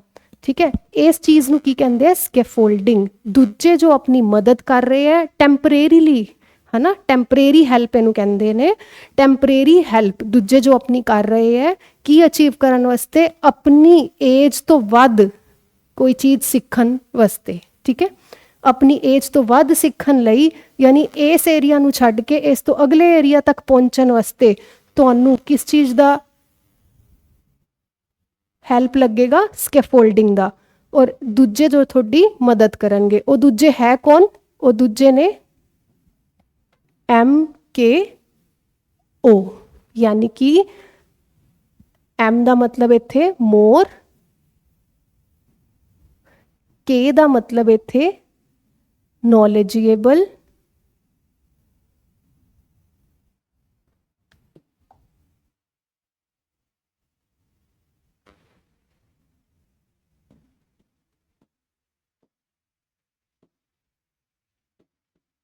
और O का मतलब है इत्थे अदर्स, यानी कि दूजे लोग जिन्होंने कि अपने तो वध नॉलेज है, यानी जिन्होंने आप सिखाना चाह रहे हैं वो तो वध नॉलेज है ना, मोर नॉलेजेबल अदर्स, जो कि एक बच्चे की किसी की भी हैल्प कर रहे ने ओदी एज तो वध ओनू सिखाने दे लई। ठीक है, ओनू एक टैंपरेरी हैल्प किया जाता है, तो किते किते बहुत रेयरली इस वर्ड नू शैल्टरिंग भी किया जाता है। ठीक है, तो टैंपरेरी जो हैल्प हुंदी है वो की हुंदी है स्कैफोल्डिंग। किने कीती? MKO ने की, यानी कि मोर नॉलेजेबल अदर्स, होर लोग जो कि वध जानकार ने उन्होंने मदद की, स्कैफोल्डिंग। ठीक है, तो इत्थे पियाजे ते वाइगोत्स्की बराबर सी, क्योंकि देखो इत्थे बराबर सीगे। तो ये वाला जिहड़ा एरिया है, जिहड़ा ये वाला एरिया है ना, ये वाला सर्कल पहला वाला, इन्ने सर्कल नूं आपां लेबल किया है कि ZAD, यानी ये जिहड़ा दायरा है ना इनू आपां ZAD बोल रहे हैं। ZAD की फुल फॉर्म की है? देखो इन्हां दी ना फुल फॉर्म्स बहुत ज़्यादा इंपॉर्टेंट है। कई बार क्वेश्चन MCQ की आ जाता है कि ZAD लिखे है वो फुल फॉर्म दसो, या फिर ZAD के अंदर A की फुल फॉर्म दसो, या ZPD के अंदर P की फुल फॉर्म दसो। P की तो बहुत ही इंपॉर्टेंट है फुल फॉर्म याद करना। ठीक है, तो ये तुहानूं वैसे भी जो कॉन्सैप्ट ही समझ आ गया तो फिर तो तुहानूं वैसे भी बहुत ईजीली याद हो जूगी ये। ठीक है, तो जिमें ZAD की आपां गल कर रहे हैं which is zone of actual development. मैं की कहा तुहानूं? जोन ऑफ ਐਕਚੁਅਲ ਡਿਵੈਲਪਮੈਂਟ, ਉਹ ਦਾਇਰਾ ਜੋ ਜਿੰਨਾ ਕਿ ਆਪਣੀ ਏਜ ਦੇ ਅਕੋਰਡਿੰਗ ਹੀ ਐਕਚੁਅਲ 'ਚ ਆਪਾਂ ਨੂੰ ਸਿੱਖਣਾ ਚਾਹੀਦਾ ਸੀਗਾ, ਠੀਕ ਹੈ। Zone of actual development, actual ਤਾਂ ਇੰਨਾ ਹੀ ਸਿੱਖਿਆ ਨਾ ਆਪਾਂ, ਹਜੇ ਆਪਾਂ ਕਿਸੇ ਦੀ ਹੈਲਪ ਨਹੀਂ ਲਿੱਤੀ। ਐਕਚੁਅਲ ਦਾ ਮਤਲਬ ਕੀ ਹੈ ਕਿ ਤੁਸੀਂ ਐਕਸਟਰਾ ਕੋਈ ਹੈਲਪ ਨਹੀਂ ਲਿੱਤੀ ਕਿਸੇ ਦੀ, ਕਿ ਮੰਨ ਲਓ 5th ਕਲਾਸ ਦਾ ਬੱਚਾ ਹੈ, ਉਹ 5th ਕਲਾਸ ਦਾ ਹੀ ਪੜ੍ਹ ਰਿਹਾ ਹੈ, ਉਹਨੂੰ ਤੁਸੀਂ ਕੋਈ ਕੋਸ਼ਿਸ਼ ਨਹੀਂ ਕਰ ਰਹੇ 6th ਕਲਾਸ ਦਾ ਕੁਝ ਵੀ ਟੌਪਿਕ ਸਿਖਾਉਣ ਦੀ, ਠੀਕ ਹੈ। ਉਦੋਂ ਤੱਕ ਉਹ ਕਿੱਥੇ ਹੈ, ਆਪਣੇ ਕਿਹੜੇ ਦਾਇਰੇ ਦੇ ਅੰਦਰ ਹੈ, ZAD ਦੇ ਅੰਦਰ ਹੈ, ਯਾਨੀ ਕਿ ਜ਼ੋਨ ਆਫ ਐਕਚੁਅਲ ਡਿਵੈਲਪਮੈਂਟ ਦੇ ਅੰਦਰ ਹੈ ਹਜੇ ਉਹ, ਠੀਕ ਹੈ।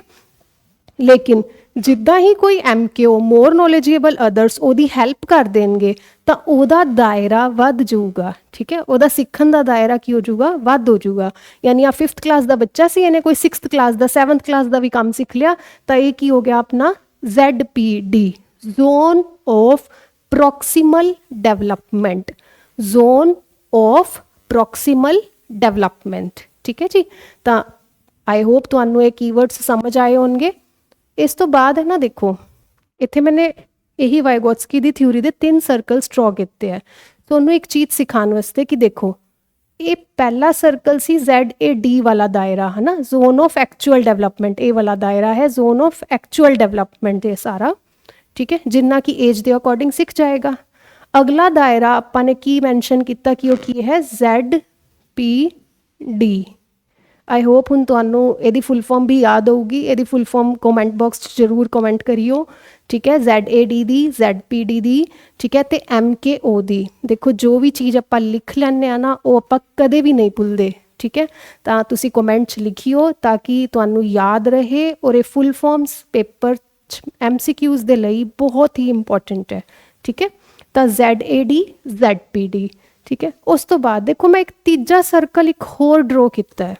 ਉਹ ਤੁਹਾਨੂੰ ਮੈਂ ਕੀ ਚੀਜ਼ ਕਹਿਣਾ ਚਾਹ ਰਹੀ ਹਾਂ ਕਿ ਦੇਖੋ ਜਿੱਦਾਂ ਹੁਣ ਮੈਂ ਕਿਹਾ ਕਿ ਇੱਕ 5th ਕਲਾਸ ਦਾ ਬੱਚਾ ਸੀ, ਆਪਾਂ ਉਹਨੂੰ 6th ਜਾਂ 7th ਦਾ ਕੰਮ ਸਿਖਾਤਾ, ਠੀਕ ਹੈ, ਕਿਵੇਂ, ਟੈਂਪਰੇਰੀ ਹੈਲਪ ਦੇ ਕੇ, ਕਿਹਦੇ ਰਾਹੀਂ, MKO ਮੋਰ ਨੋਲੇਜੇਬਲ ਅਦਰਸ ਦੇ ਰਾਹੀਂ, ਠੀਕ ਹੈ। ਤੇ ਉਸ ਟੈਂਪਰੇਰੀ ਹੈਲਪ ਨੂੰ ਕੀ ਕਹਿੰਦੇ ਆ, ਸਕੈਫੋਲਡਿੰਗ। ਉਹ ਟੈਂਪਰੇਰੀ ਹੈਲਪ ਜੋ ਦੂਸਰੇ ਲੋਕ ਪ੍ਰੋਵਾਈਡ ਕਰ ਰਹੇ ਹੈ ਆਪਾਂ ਨੂੰ ਕੁਝ ਐਕਸਟਰਾ ਸਿਖਾਉਣ ਵਾਸਤੇ ਟੈਂਪਰੇਰੀਲੀ, ਉਹਨੂੰ ਕਹਿੰਦੇ ਆ ਸਕੈਫੋਲਡਿੰਗ, ਠੀਕ ਹੈ। ਤਾਂ ਹੁਣ ਇੱਕ ਦਾਇਰਾ ਹੋਰ ਕਿਉਂ ਇਸ 'ਚ ਐਡ ਔਨ ਹੋਇਆ ਹੈ, ਤਾਂ ਜਿਹੜਾ ਉਹ 5th ਕਲਾਸ ਦਾ ਬੱਚਾ ਹੈ ਨਾ, ਕੀ ਤੁਸੀਂ ਉਹਨੂੰ MA ਦਾ ਵੀ ਕੰਮ ਸਿਖਾ ਲਓਗੇ? ਤੁਸੀਂ ਖੁਦ ਸੋਚ ਕੇ ਦੇਖੋ ਕਿ 5th ਕਲਾਸ ਦਾ ਬੱਚਾ ਹੈ, ਆਮ ਤੌਰ ਤੇ ਜੋ ਕਿ ਇੱਕ ਐਵਰੇਜ ਨੋਰਮਲ ਸਹੀ ਬੱਚਾ ਹੈ ਨਾ, ਉਹਨੂੰ ਤੁਸੀਂ MA ਦਾ ਕੰਮ ਸਿਖਾ ਸਕਦੇ ਹੋ? ਨਹੀਂ ਸਿਖਾ ਸਕਦੇ, ਹੈ ਨਾ। ਯਾਨੀ ਕਿ ਇੱਦਾਂ ਦਾ ਨਹੀਂ ਹੈ ਕਿ ਕੋਈ ਦਾਇਰਾ ਹੀ ਨਹੀਂ ਹੈ ਕਿ ਹੈਲਪ ਕਰਕੇ, ਸਕੈਫੋਲਡਿੰਗ ਕਰਕੇ, ਟੈਂਪਰੇਰੀ ਹੈਲਪ ਪ੍ਰੋਵਾਈਡ ਕਰਕੇ ਕਿੱਥੋਂ ਤੱਕ ਦਾ ਮਰਜ਼ੀ ਸਿਖਾ ਦਿਓ, ਇੰਨਾ ਵੀ ਨਹੀਂ ਹੁੰਦਾ ਹੈ, ਠੀਕ ਹੈ। ਤਾਂ ਇਹ ਇਸ ਦਾਇਰੇ ਤੋਂ ਬਾਹਰ ਇਹ ਦਾਇਰਾ ਕੀ ਰਿਪਰੈਜ਼ੈਂਟ ਕਰ ਰਿਹਾ ਹੈ, ਜਿਹੜਾ ਇਹ ਵਾਲਾ ਦਾਇਰਾ ਮੈंने ਸ਼ੋ ਕੀਤਾ ਇੱਥੇ, ਕਿ which can never be learned in a particular age, ਹੈ ਨਾ,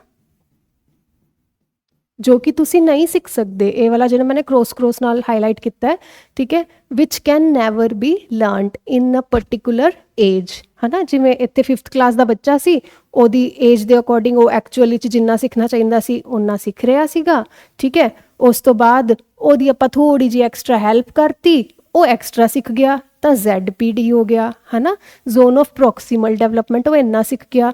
ਪਰ ਹੁਣ ਇਸ ਬੱਚੇ ਨੂੰ ਆਪਾਂ ਇੱਥੇ ਨਹੀਂ ਲੈ ਕੇ ਜਾ ਸਕਦੇ, ਇਸ ਦਾਇਰੇ ਦੇ ਅੰਦਰ ਨਹੀਂ ਲੈ ਕੇ ਜਾ ਸਕਦੇ, ਠੀਕ ਹੈ, ਕਿਉਂਕਿ ਉਹਦੀ ਏਜ ਦੇ ਅਕੋਰਡਿੰਗ ਫਿਰ ਵੀ ਇੱਕ ਬੋਧਾਤਮਕ ਵਿਕਾਸ ਹੋਣ ਵਾਸਤੇ ਵੀ ਇੱਕ ਮੈਚੋਰਿਟੀ 'ਤੇ ਤਾਂ ਡਿਪੈਂਡ ਕਰਦਾ ਹੀ ਹੈ ਨਾ। ਆਪਾਂ ਪਹਿਲੇ ਫਸਟ ਸਲਾਈਡ 'ਤੇ ਹੀ ਪੜ੍ਹ ਲਿਆ ਸੀਗਾ ਕਿ ਲਰਨਿੰਗ ਡਿਪੈਂਡਸ ਅਪੋਨ ਮੈਚੋਰਿਟੀ ਆਲਸੋ, ਹੈ ਨਾ। ਤਾਂ ਮੈਚੋਰਿਟੀ 'ਤੇ ਵੀ ਡਿਪੈਂਡ ਕਰਦੀ ਹੈ, ਇੱਦਾਂ ਵੀ ਨਹੀਂ ਹੈ ਕਿ ਤੁਸੀਂ 5ਵੀਂ ਕਲਾਸ ਦੇ ਬੱਚੇ ਨੂੰ MA ਦਾ ਕੰਮ ਸਿਖਾ ਦੋਗੇ, ਠੀਕ ਹੈ। ਇਸ ਤਰ੍ਹਾਂ ਤਾਂ ਫਿਰ ਤੁਹਾਡਾ ਕੰਪੀਟੀਸ਼ਨ ਹਜੇ 5th 6th ਕਲਾਸ ਦੇ ਬੱਚੇ ਵੀ ਹੋ ਜਾਂਦੇ, ਠੀਕ ਹੈ ਜੀ। ਤਾਂ ਇਹ ਸਰਕਲਸ ਜੋ ਹੈ ਇਹ ਇੰਪੋਰਟੈਂਟ ਰਹਿੰਦੇ ਨੇ। ਇੱਕ ਵਾਰੀ ਤੁਸੀਂ ਫੇਰ ਕੀਵਰਡਸ ਨੂੰ ਗੋ ਥਰੂ ਕਰੋ। ਹੁਣ ਦੇਖੋ ਤੁਹਾਨੂੰ ਇਹ ਸਾਰੇ ਕੀਵਰਡਸ ਸਮਝ ਆ ਰਹੇ ਹੈ, ਇੱਕ ਸਿਰਫ ਪ੍ਰਾਈਵੇਟ ਸਪੀਚ ਨਹੀਂ ਸਮਝ ਆਇਆ ਹੋਗਾ, ਠੀਕ ਹੈ।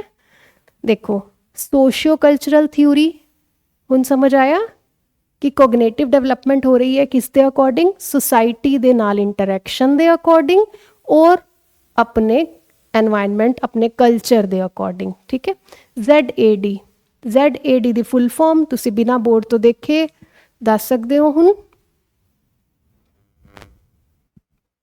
जोन ऑफ एक्चुअल डेवलपमेंट, ठीक है जी, जोन ऑफ एक्चुअल डेवलपमेंट, असल विकास का क्षेत्र, ठीक है जी। जिद्दां कि नाम तो ही पता लग रहा है, एक्चुअल डेवलपमेंट असल विकास, जिन्नी की तुहाडी उम्र उन्ना ही तुसी सीख रहे हो, एक्चुअल डेवलपमेंट, है ना। ठीक है, अगला है ZPD, zone of proximal development, zone of proximal development, ठीक है। कुछ वर्ड्स इंग्लिश दे ही याद करया करो सो दैट MCQs ਦੇ ਅੰਦਰ ਕਿਸੇ ਵੀ ਤਰ੍ਹਾਂ ਦਾ ਕੋਈ ਕਨਫਿਊਜ਼ਨ ਨਾ ਹੋਏ, ਠੀਕ ਹੈ, ਸੌਰੀ। ਉਸ ਤੋਂ ਬਾਅਦ ਹੈ MKO, MKO ਹੈ ਮੋਰ ਨੌਲੇਜੇਬਲ ਅਦਰਸ, ਮੋਰ ਨੌਲੇਜੇਬਲ ਅਦਰਸ, ਠੀਕ ਹੈ, ਜਿੱਦਾਂ ਕਿ ਨਾਮ ਤੋਂ ਹੀ ਪਤਾ ਲੱਗ ਰਿਹਾ ਹੈ ਕਿ ਉਹ ਲੋਕ ਅਦਰਸ, ਠੀਕ ਹੈ। ਇੱਥੇ ਪੰਜਾਬੀ ਜੋ ਹੈ ਇਹ ਦੁਬਾਰਾ ਹੋਰ ਐਂ ਲਿਖਿਆ ਗਿਆ ਹੈ, ਹੋਰ ਜਾਣਕਾਰ, ਹੋਰ ਮਤਲਬ ਹੋਰ ਦਾ ਮਤਲਬ ਇੱਥੇ ਹੈ ਲੋਕ, ਬਾਕੀ ਦੇ ਲੋਕ, ਠੀਕ ਹੈ, ਹੋਰ ਜਾਣਕਾਰ ਲੋਕ ਜਿਹੜੇ ਉਸ ਤੋਂ ਮਤਲਬ ਹੋਰ ਦਾ ਇੱਥੇ ਮਤਲਬ ਹੈ ਮੋਰ, ਵੱਧ ਜਾਣਕਾਰ ਲੋਕ, ਇਸ ਤਰ੍ਹਾਂ ਲਿਖ ਲਿਓ ਤੁਸੀਂ, ਠੀਕ ਹੈ। ਤਾਂ ਮੋਰ ਨੌਲੇਜੇਬਲ ਅਦਰਸ, ਮੈਂ ਫਿਰ ਰਿਪੀਟ ਕਰ ਰਹੀ ਹਾਂ, ਇਹਨਾਂ ਦੀ ਫੁੱਲ ਫਾਰਮਸ ਇੰਪੋਰਟੈਂਟ ਹੈ MCQs ਦੇ ਲਈ, ਤੁਸੀਂ ਇਹ ਕੀਵਰਡਸ ਔਰ ਇਹਦੀ ਫੁੱਲ ਫਾਰਮਸ ਜ਼ਰੂਰ याद करियो, और हुण तो तुहानू कॉन्सैप्ट भी समझ आई गया होगा, ठीक है। उस तो बाद है स्कैफोल्डिंग, स्कैफोल्डिंग आई होप तुहानू हुणे रिकॉल्ड होगा। स्कैफोल्डिंग की सीगा, दूसरे लोग जो साडी मदद कर रहे हैं अपनी उम्र तो वध सीखण दे लई, यानी उस दायरे नू छड्ड के उस दायरे नू पार करन दे वास्ते, है ना, ठीक है। उस तो बाद की है नोट अकॉर्डिंग टू एज दे अकॉर्डिंग नहीं हुंदा, इदा भी नहीं है कि एज पार करके 5th क्लास के बच्चे MA का भी नहीं सिखा देना, ठीक है। पर क्योंकि पियाजे कहता है ना कि बिल्कुल एज के अकॉर्डिंग डेवलपमेंट होंगी है, एज के अकॉर्डिंग बोधात्मक विकास होंगे है, तो उन्ना भी नहीं है, ठीक है।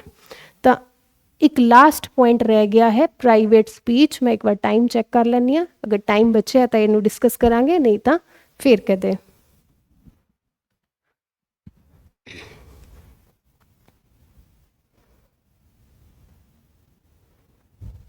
टाइम थोड़ा घट बचा है, बट मैं यदि थोड़ी बहुत जो है इंट्रोडक्शन दे देनी है प्राइवेट स्पीच के बारे की चीज़ है। तो देखो प्राइवेट स्पीच की चीज़ होंगी है, सिंपल भाषा समझो ना, तो आपदे आप दे नाल गल करना, ठीक है। जिदा आप देखते हैं ना कोई बच्चा या आपा भी बड़े भी शीशे च खड़े होके आपदे आप दे नाल गल कर रहे हैं, है ना। तो हुण देखो ये तो आप बच्चे की गल की, लेकिन कोई बड़ा है तो जरूरी तो नहीं है ना कि वो शीशे च खड़ा होकर गल कर रहा है ना। तुसी अपने मन के अंदर कुछ सोच रहे हो, आपदे आप दे नाल गल कर रहे हो, वो तुहाडी प्राइवेट स्पीच है ना, इनर स्पीच भी जिन्हों आप कहने आ। वाइगोत्स्की दी थ्योरी के अकॉर्डिंग इनर स्पीच ना बहुत ज़्यादा इंपॉर्टेंट है लैंग्वेज, ठीक है। देखो एक उदाहरण मैं तुहानूं दिन्नी है इहदा, ठीक है। जिद्दां कि हुण तुसीं ऐ लाओ कि कोई बच्चा है वो बड्डियां नाल गल करना सीखदा है, मतलब हजे बोलना नहीं सीखिया, पहला वो बोलना सीख रहा है, ठीक है। तो उन्होंने एक लैंग्वेज सीखण नूं मिलदी है, पहला वो बड्डियां नाल बोलना सीख गया। पहला तो वो की सीगा सिर्फ बाहरी तरीके नाल बोल रहा सीगा, ठीक है। इंटर जिन्हों आपां कहने जिवें इंटरनैशनल हुंदा है ना कि अलग अलग कंट्रीज़ के अंदर, इंट्रा की हुंदा है खुद अपनी ही कंट्री के अंदर, ठीक है। तो पहला की हुंदा वो इंटर लैवल ते हुंदा है, इंटर मतलब दूसरे बंदे दे नाल गल कर रहा है, ठीक है। उस तो बाद की हुंदा है इंट्रा मतलब उस तो बाद वो कुछ सोचता है, मान लो है ना, तुसी कुछ सोचा तो थोनू लैंग्वेज च ही सोचते हो ना तुसी भी कि आपां इनर स्पीच है अपनी, वो की है वो अपनी इनर स्पीच। तो तुहाडी इनर स्पीच ने तुहानू किस चीज़ के अंदर मदद की, तुहाडे बोधात्मक विकास के अंदर मदद की। तुसी कुछ सोचा तो लैंग्वेज ही सोचा ना, तो पहला तुसी वो लैंग्वेज सीखी किदां किसी होर तो, है ना, इंटरैक्ट करके। तो उस तो बाद तुसी उहनूं की कीता इनर स्पीच के अंदर ले आए अपनी, है ना, अंदर तुसी अपनी लैंग्वेज के अंदर सोच रहे हो कुछ भी दिमाग के अंदर। तो इधर ये वर्ड मैंशन भी किया होएगा अपना, देखिए आ सीगा इंटर, पहला इंटर साइकोलॉजिकल हुंदा है, ये वाइगोत्स्की के अकॉर्डिंग है। देखो कोई भी थ्योरी आप पढ़ते हैं ना तो ये पर्टिकुलर उस साइकोलॉजिस्ट के अकॉर्डिंग है, तो कुछ भी ये देखो वाइगोत्स्की का यह स्टेटमेंट है, ठीक है ना, स्टेट्स है बकायदा, ये क्योटेड है, ठीक है, क्योटेड। तो इंटर साइकोलॉजिकल है और एक मैं लिखिया इत्थे इंट्रा साइकोलॉजिकल, इंटर साइकोलॉजिकल ते इंट्रा साइकोलॉजिकल। जिद्दां कि वाइगोत्स्की कहंदा है कि every function in the child's cultural development appears twice, किद्दां पहला first on the social level and later on the individual level. पहला तुसी सोशल लैवल ते सी, मैं तुहानूं बिल्कुल आसान एग्जाम्पल दिता कि बच्चा बोलना सीख रहा है, ठीक है, सोसाइटी के किसी भी परसन तो, अपने गार्जियन तो, किसी तो भी अलग बंदे तो इंटरैक्ट करके उन्हें सीखिया सोशल लैवल ते पहला, ठीक है। उस तो बाद उन्हें की किया, उन्होंने बिटवीन पीपल सीगा, मतलब कि फर्स्ट था बिटवीन पीपल्स यानी इंटर साइकोलॉजिकल सी, देन इनसाइड द चाइल्ड हो गया वो, ठीक है। देन तुसी कुछ भी सोच रहे हो तो तुसी मंच मतलब वो लैंग्वेज ਤਾਂ ਤੁਸੀਂ ਇਨਰ ਸਪੀਚ ਜਿਹਨੂੰ ਕਹਿੰਦੇ ਆ, ਹੈ ਨਾ, ਇਨਰ ਸਪੀਚ ਹੁੰਦੀ ਹੈ ਉਸ ਬੱਚੇ ਦੀ, ਦੈਨ ਉਹ ਕੀ ਹੁੰਦਾ ਹੈ, ਇੰਟਰਾ ਸਾਈਕੋਲੋਜੀਕਲ ਹੁੰਦਾ ਹੈ, ਠੀਕ ਹੈ। It applies equally to voluntary attention, to logical memory and to the formation of concepts, ਠੀਕ ਹੈ। ਇਹ ਕੀ ਹੈਲਪ ਕਰਦਾ ਹੈ, ਤੁਹਾਡੇ ਕਨਸੈਪਟਸ ਬਣਾਉਣ ਨੂੰ ਹੈਲਪ ਕਰਦਾ ਹੈ। ਹੁਣ ਤੁਸੀਂ ਕੁਝ ਸੋਚੋਗੇ ਤਾਂ ਕੁਝ ਲੈਂਗੁਏਜ 'ਚ ਹੀ ਸੋਚੋਗੇ ਨਾ, ਮਤਲਬ ਸਪੀਚ 'ਚ ਹੀ ਸੋਚੋਗੇ, ਇਨਰ ਸਪੀਚ ਹੈ ਉਹ ਤੁਹਾਡੇ ਕਨਸੈਪਟਸ ਬਣਾਉਣ 'ਚ ਤੁਹਾਡੀ ਬਹੁਤ ਜ਼ਿਆਦਾ ਮਦਦ ਕਰਦੀ ਹੈ, ठीक है जी। ये मैं तुहानू वैसे इंग्लिश के उस मतलब कि दस्या है, बट एक्सप्लेन मैं तुहानू पंजाबी च कीता है। आई होप तुहानू ये चीज़ां समझ आईयां होणगियां। कुछ एक आपां इहदे MCQs ट्राई करते हैं। आई होप तुहानू हुणे MCQs समझ आएंगे, ठीक है। तुसी शॉर्ट नोट्स इस दे बनाइयो। पहली गल तो मैं बहुत ही कोशिश की कि शॉर्ट नोट्स ही बनन, सो दैट तुहाडा ना तो टाइम वेस्ट होए, फर्स्ट थिंग, ठीक है। तो सैकेंड थिंग, जो तुसी क्विक रिवीजन करो तो ये बहुत जल्दी हो जाए, क्योंकि स्मार्ट वर्क वाला बच्चा ना हमेशा बढ़िया स्कोर करता है। तो देखो पहला MCQ है, ट्राई करो। अकॉर्डिंग टू वाइगोत्स्की दे according, point A, children learn language through a language acquisition device, ठीक है। एक लैंग्वेज एक्विजिशन डिवाइस, देखो ये जो चीज़ है ना LAD, लैंग्वेज एक्विजिशन, एक मिनट, डिवाइस, ये कॉन्सैप्ट ना वाइगोत्स्की ने नहीं दिता है, तो तुसी लैंग्वेज वर्ड देख के कन्फ्यूज़ नहीं हो जाना है। ये लैंग्वेज एक्विजिशन डिवाइस है कि सोनू वाइगोत्स्की ने किसी डिवाइस के बारे दस्या नहीं ना, LAD, ठीक है। ये तो वाइगोत्स्की का नहीं है, ये दूसरे साइकोलॉजिस्ट का है, ठीक है। ये अकॉर्डिंग अपने LAD हुंदा जिदे तो कि आपां लैंग्वेज लर्न करते हैं, ठीक है। जिद्दां जिद्दां तुसी अगले टॉपिक्स पढ़ोगे तो सानू ये चीज़ समझ आएगी, है ना। तो पॉइंट B है कि कहंदा, interaction with adults and peers does not influence language development. तो आपां हुणे ही पढ़े है कि दूजे नाल गल करके अपने तो क्यों नहीं इन्फ्लुएंस करूगा, डज नॉट इत्थे गलत हो गया ना, तो पॉइंट A भी गलत हो गया, पॉइंट B भी गलत हो गया, ठीक है। C पॉइंट है, language development changes the nature of human thought, definitely. मैं हुणे तुहानू दस्या कि कॉन्सैप्ट बनाने दे लई, कोई भी कॉन्सैप्ट नू बिल्ड करने वास्ते लैंग्वेज बहुत जरूरी है, क्योंकि तुसी सोचोगे किवें, लैंग्वेज दे अंदर ही सोचोगे ना तुसी, ठीक है जी। उस तो बाद है कि culture plays a very small role in language development. Culture plays a very, इतने स्मॉल रोल लिखता ना इन्होंने, इस करके पॉइंट भी की हो गया, गलत हो गया, ठीक है जी। आई होप तुहानू समझ आया होगा ये। अगला MCQ देखो, इस सिर्फ 5 MCQs है, 3 आपां डिस्कस करांगे, 2 तुसी कमेंट बॉक्स के अंदर अपना दिमाग यूज़ करके और अपना ये पूरा टॉपिक रिवाइज करके ते आंसर करने की कोशिश करियो, ठीक है। तो सेकंड है, in a constructivist classroom as envisioned by पियाजे एंड वाइगोत्स्की, लर्निंग की हो सकती है is dictated by the teacher and the students are passive recipients. कदे भी तुहानू कोई भी क्वेश्चन दिखे जिस दे अंदर कि स्टूडेंट्स पैसिव ने, एक कदे भी नहीं है। अजकल के टाइम च किद्दां सिखाया जा रहा है कि स्टूडेंट्स शुड बी एक्टिव, ठीक है। वैसे ये तो पर्टिकुलर वाइगोत्स्की के अकॉर्डिंग पूछा है, ठीक है। ये देखो अपन ने फ्लो चार्ट किया जो स्टार्टिंग ची, है ना, तो उस भी आया सी अपने वर्ड एक्टिव और पैसिव, ठीक है। तो लर्निंग जो है वो कोग्निटिव डेवलपमेंट पूरे एक्टिव रह के होंदी है। देखो उस तो बाद है, happens by pairing of a stimulus and a response. SR theory सीगी कि ये है फ्लो चार्ट ध्यान च है ना, is offering of reinforcement by the teacher, reinforcement ਇਹ ਨਹੀਂ ਗੱਲ ਕਰਦਾ ਹੈ ਨਾ। Is constructed by the students themselves who play an active role, बिल्कुल सही है, ठीक है जी। इस रीइनफोर्समेंट ਦਾ नहीं है ना। ਸਟਾਰਟਿੰਗ ਦਾ ਫਲੋ ਚਾਰਟ ਦੇਖਿਆ। ਹੁਣ ਮੈਂ ਤੁਹਾਨੂੰ ਸਟਾਰਟਿੰਗ 'ਚ ਇਹੀ ਸਮਝਾ ਰਹੀ ਸੀ ਕਿ ਉਹ ਐਕਸਟਰਾ ਕਨਸੈਪਟ ਸਿੱਖਣੇ ਕਿਉਂ ਜ਼ਰੂਰੀ ਹੁੰਦੇ ਆ, ਕਿਉਂਕਿ ਵਰਡਸ ਨੂੰ ਨਾ ਘੁਮਾ ਕੇ ਕੁਝ ਵੀ ਤਰ੍ਹਾਂ ਦੇ ਕੁਐਸਚਨਸ ਦੇ ਦਿੱਤੇ ਜਾਂਦੇ ਨੇ, ਤਾਂ ਵਰਡਸ ਤੁਹਾਨੂੰ ਸਾਰੇ ਪਤਾ ਹੋਣੇ ਚਾਹੀਦੇ ਹੈ, ਫਿਰ ਹੀ ਤੁਸੀਂ ਕੁਐਸਚਨ ਕਰ ਪਾਓਗੇ। ਅਦਰਵਾਈਜ਼ ਨਾ ਹਰ ਇੱਕ ਕੈਂਡੀਡੇਟ ਕਿਸੇ MCQs ਦੇ ਅੰਦਰ ਕਿਸੇ 2 ਆਪਸ਼ਨਸ 'ਚ ਬਹੁਤ ਜ਼ਿਆਦਾ ਕਨਫਿਊਜ਼ ਹੋ ਜਾਂਦਾ ਹੈ, ਠੀਕ ਹੈ। ਕਿਉਂਕਿ ਜ਼ਰੂਰੀ ਨਹੀਂ ਹੈ ਕਿ ਤੁਹਾਨੂੰ 3 ਆਪਸ਼ਨ ਨੈਗੇਟਿਵ ਮਿਲਣ ਔਰ ਇੱਕ ਪੋਜ਼ਿਟਿਵ ਮਿਲੇ, 2 ਪੋਜ਼ਿਟਿਵ ਵੀ ਹੋ ਸਕਦੇ ਆ, ਬਟ ਜ਼ਰੂਰੀ ਨਹੀਂ ਹੈ ਨਾ ਕਿ ਉਹ ਪਰਟੀਕੂਲਰ ਪੋਜ਼ਿਟਿਵ ਉਸ ਪਰਟੀਕੂਲਰ ਸਾਈਕੋਲੋਜਿਸਟ ਦਾ ਹੀ ਹੋਏ, ਉਹ ਕਿਸੇ ਹੋਰ ਦਾ ਹੋ ਸਕਦਾ ਹੈ ਨਾ, ਠੀਕ ਹੈ। ਤਾਂ ਇਹ ਸੈਕਿੰਡ MCQ।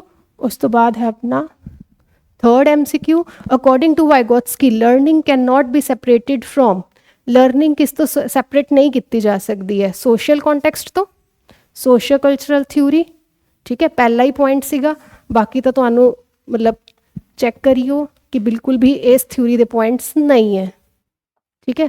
ਉਸ ਤੋਂ ਬਾਅਦ ਹੈ ਇਹ MCQ ਨੰਬਰ 4th ਔਰ 5th ਤੁਸੀਂ ਟਰਾਈ ਕਰਕੇ ਕਮੈਂਟ ਬਾਕਸ ਦੇ ਅੰਦਰ ਕਮੈਂਟ ਕਰਿਓ ਇਹਨਾਂ ਦਾ answer, option number A, B, C ਔਰ D। ਉਸ ਤੋਂ ਬਾਅਦ ਲਾਸਟ ਹੈ ਆਪਣਾ 5th MCQ, 4th ਔਰ 5th MCQ ਤੁਹਾਡੇ ਲਈ, ਠੀਕ ਹੈ ਜੀ। ਟਰਾਈ ਕਰਿਓ। ਔਰ ਅੱਜ ਦੇ ਲਈ ਇੰਨਾ ਹੀ, ਮਿਲਾਂਗੇ ਕਿਸੇ ਹੋਰ ਨਏ ਟੌਪਿਕ ਦੇ ਨਾਲ। ਸਤਿ ਸ਼੍ਰੀ ਅਕਾਲ, ਧੰਨਵਾਦ।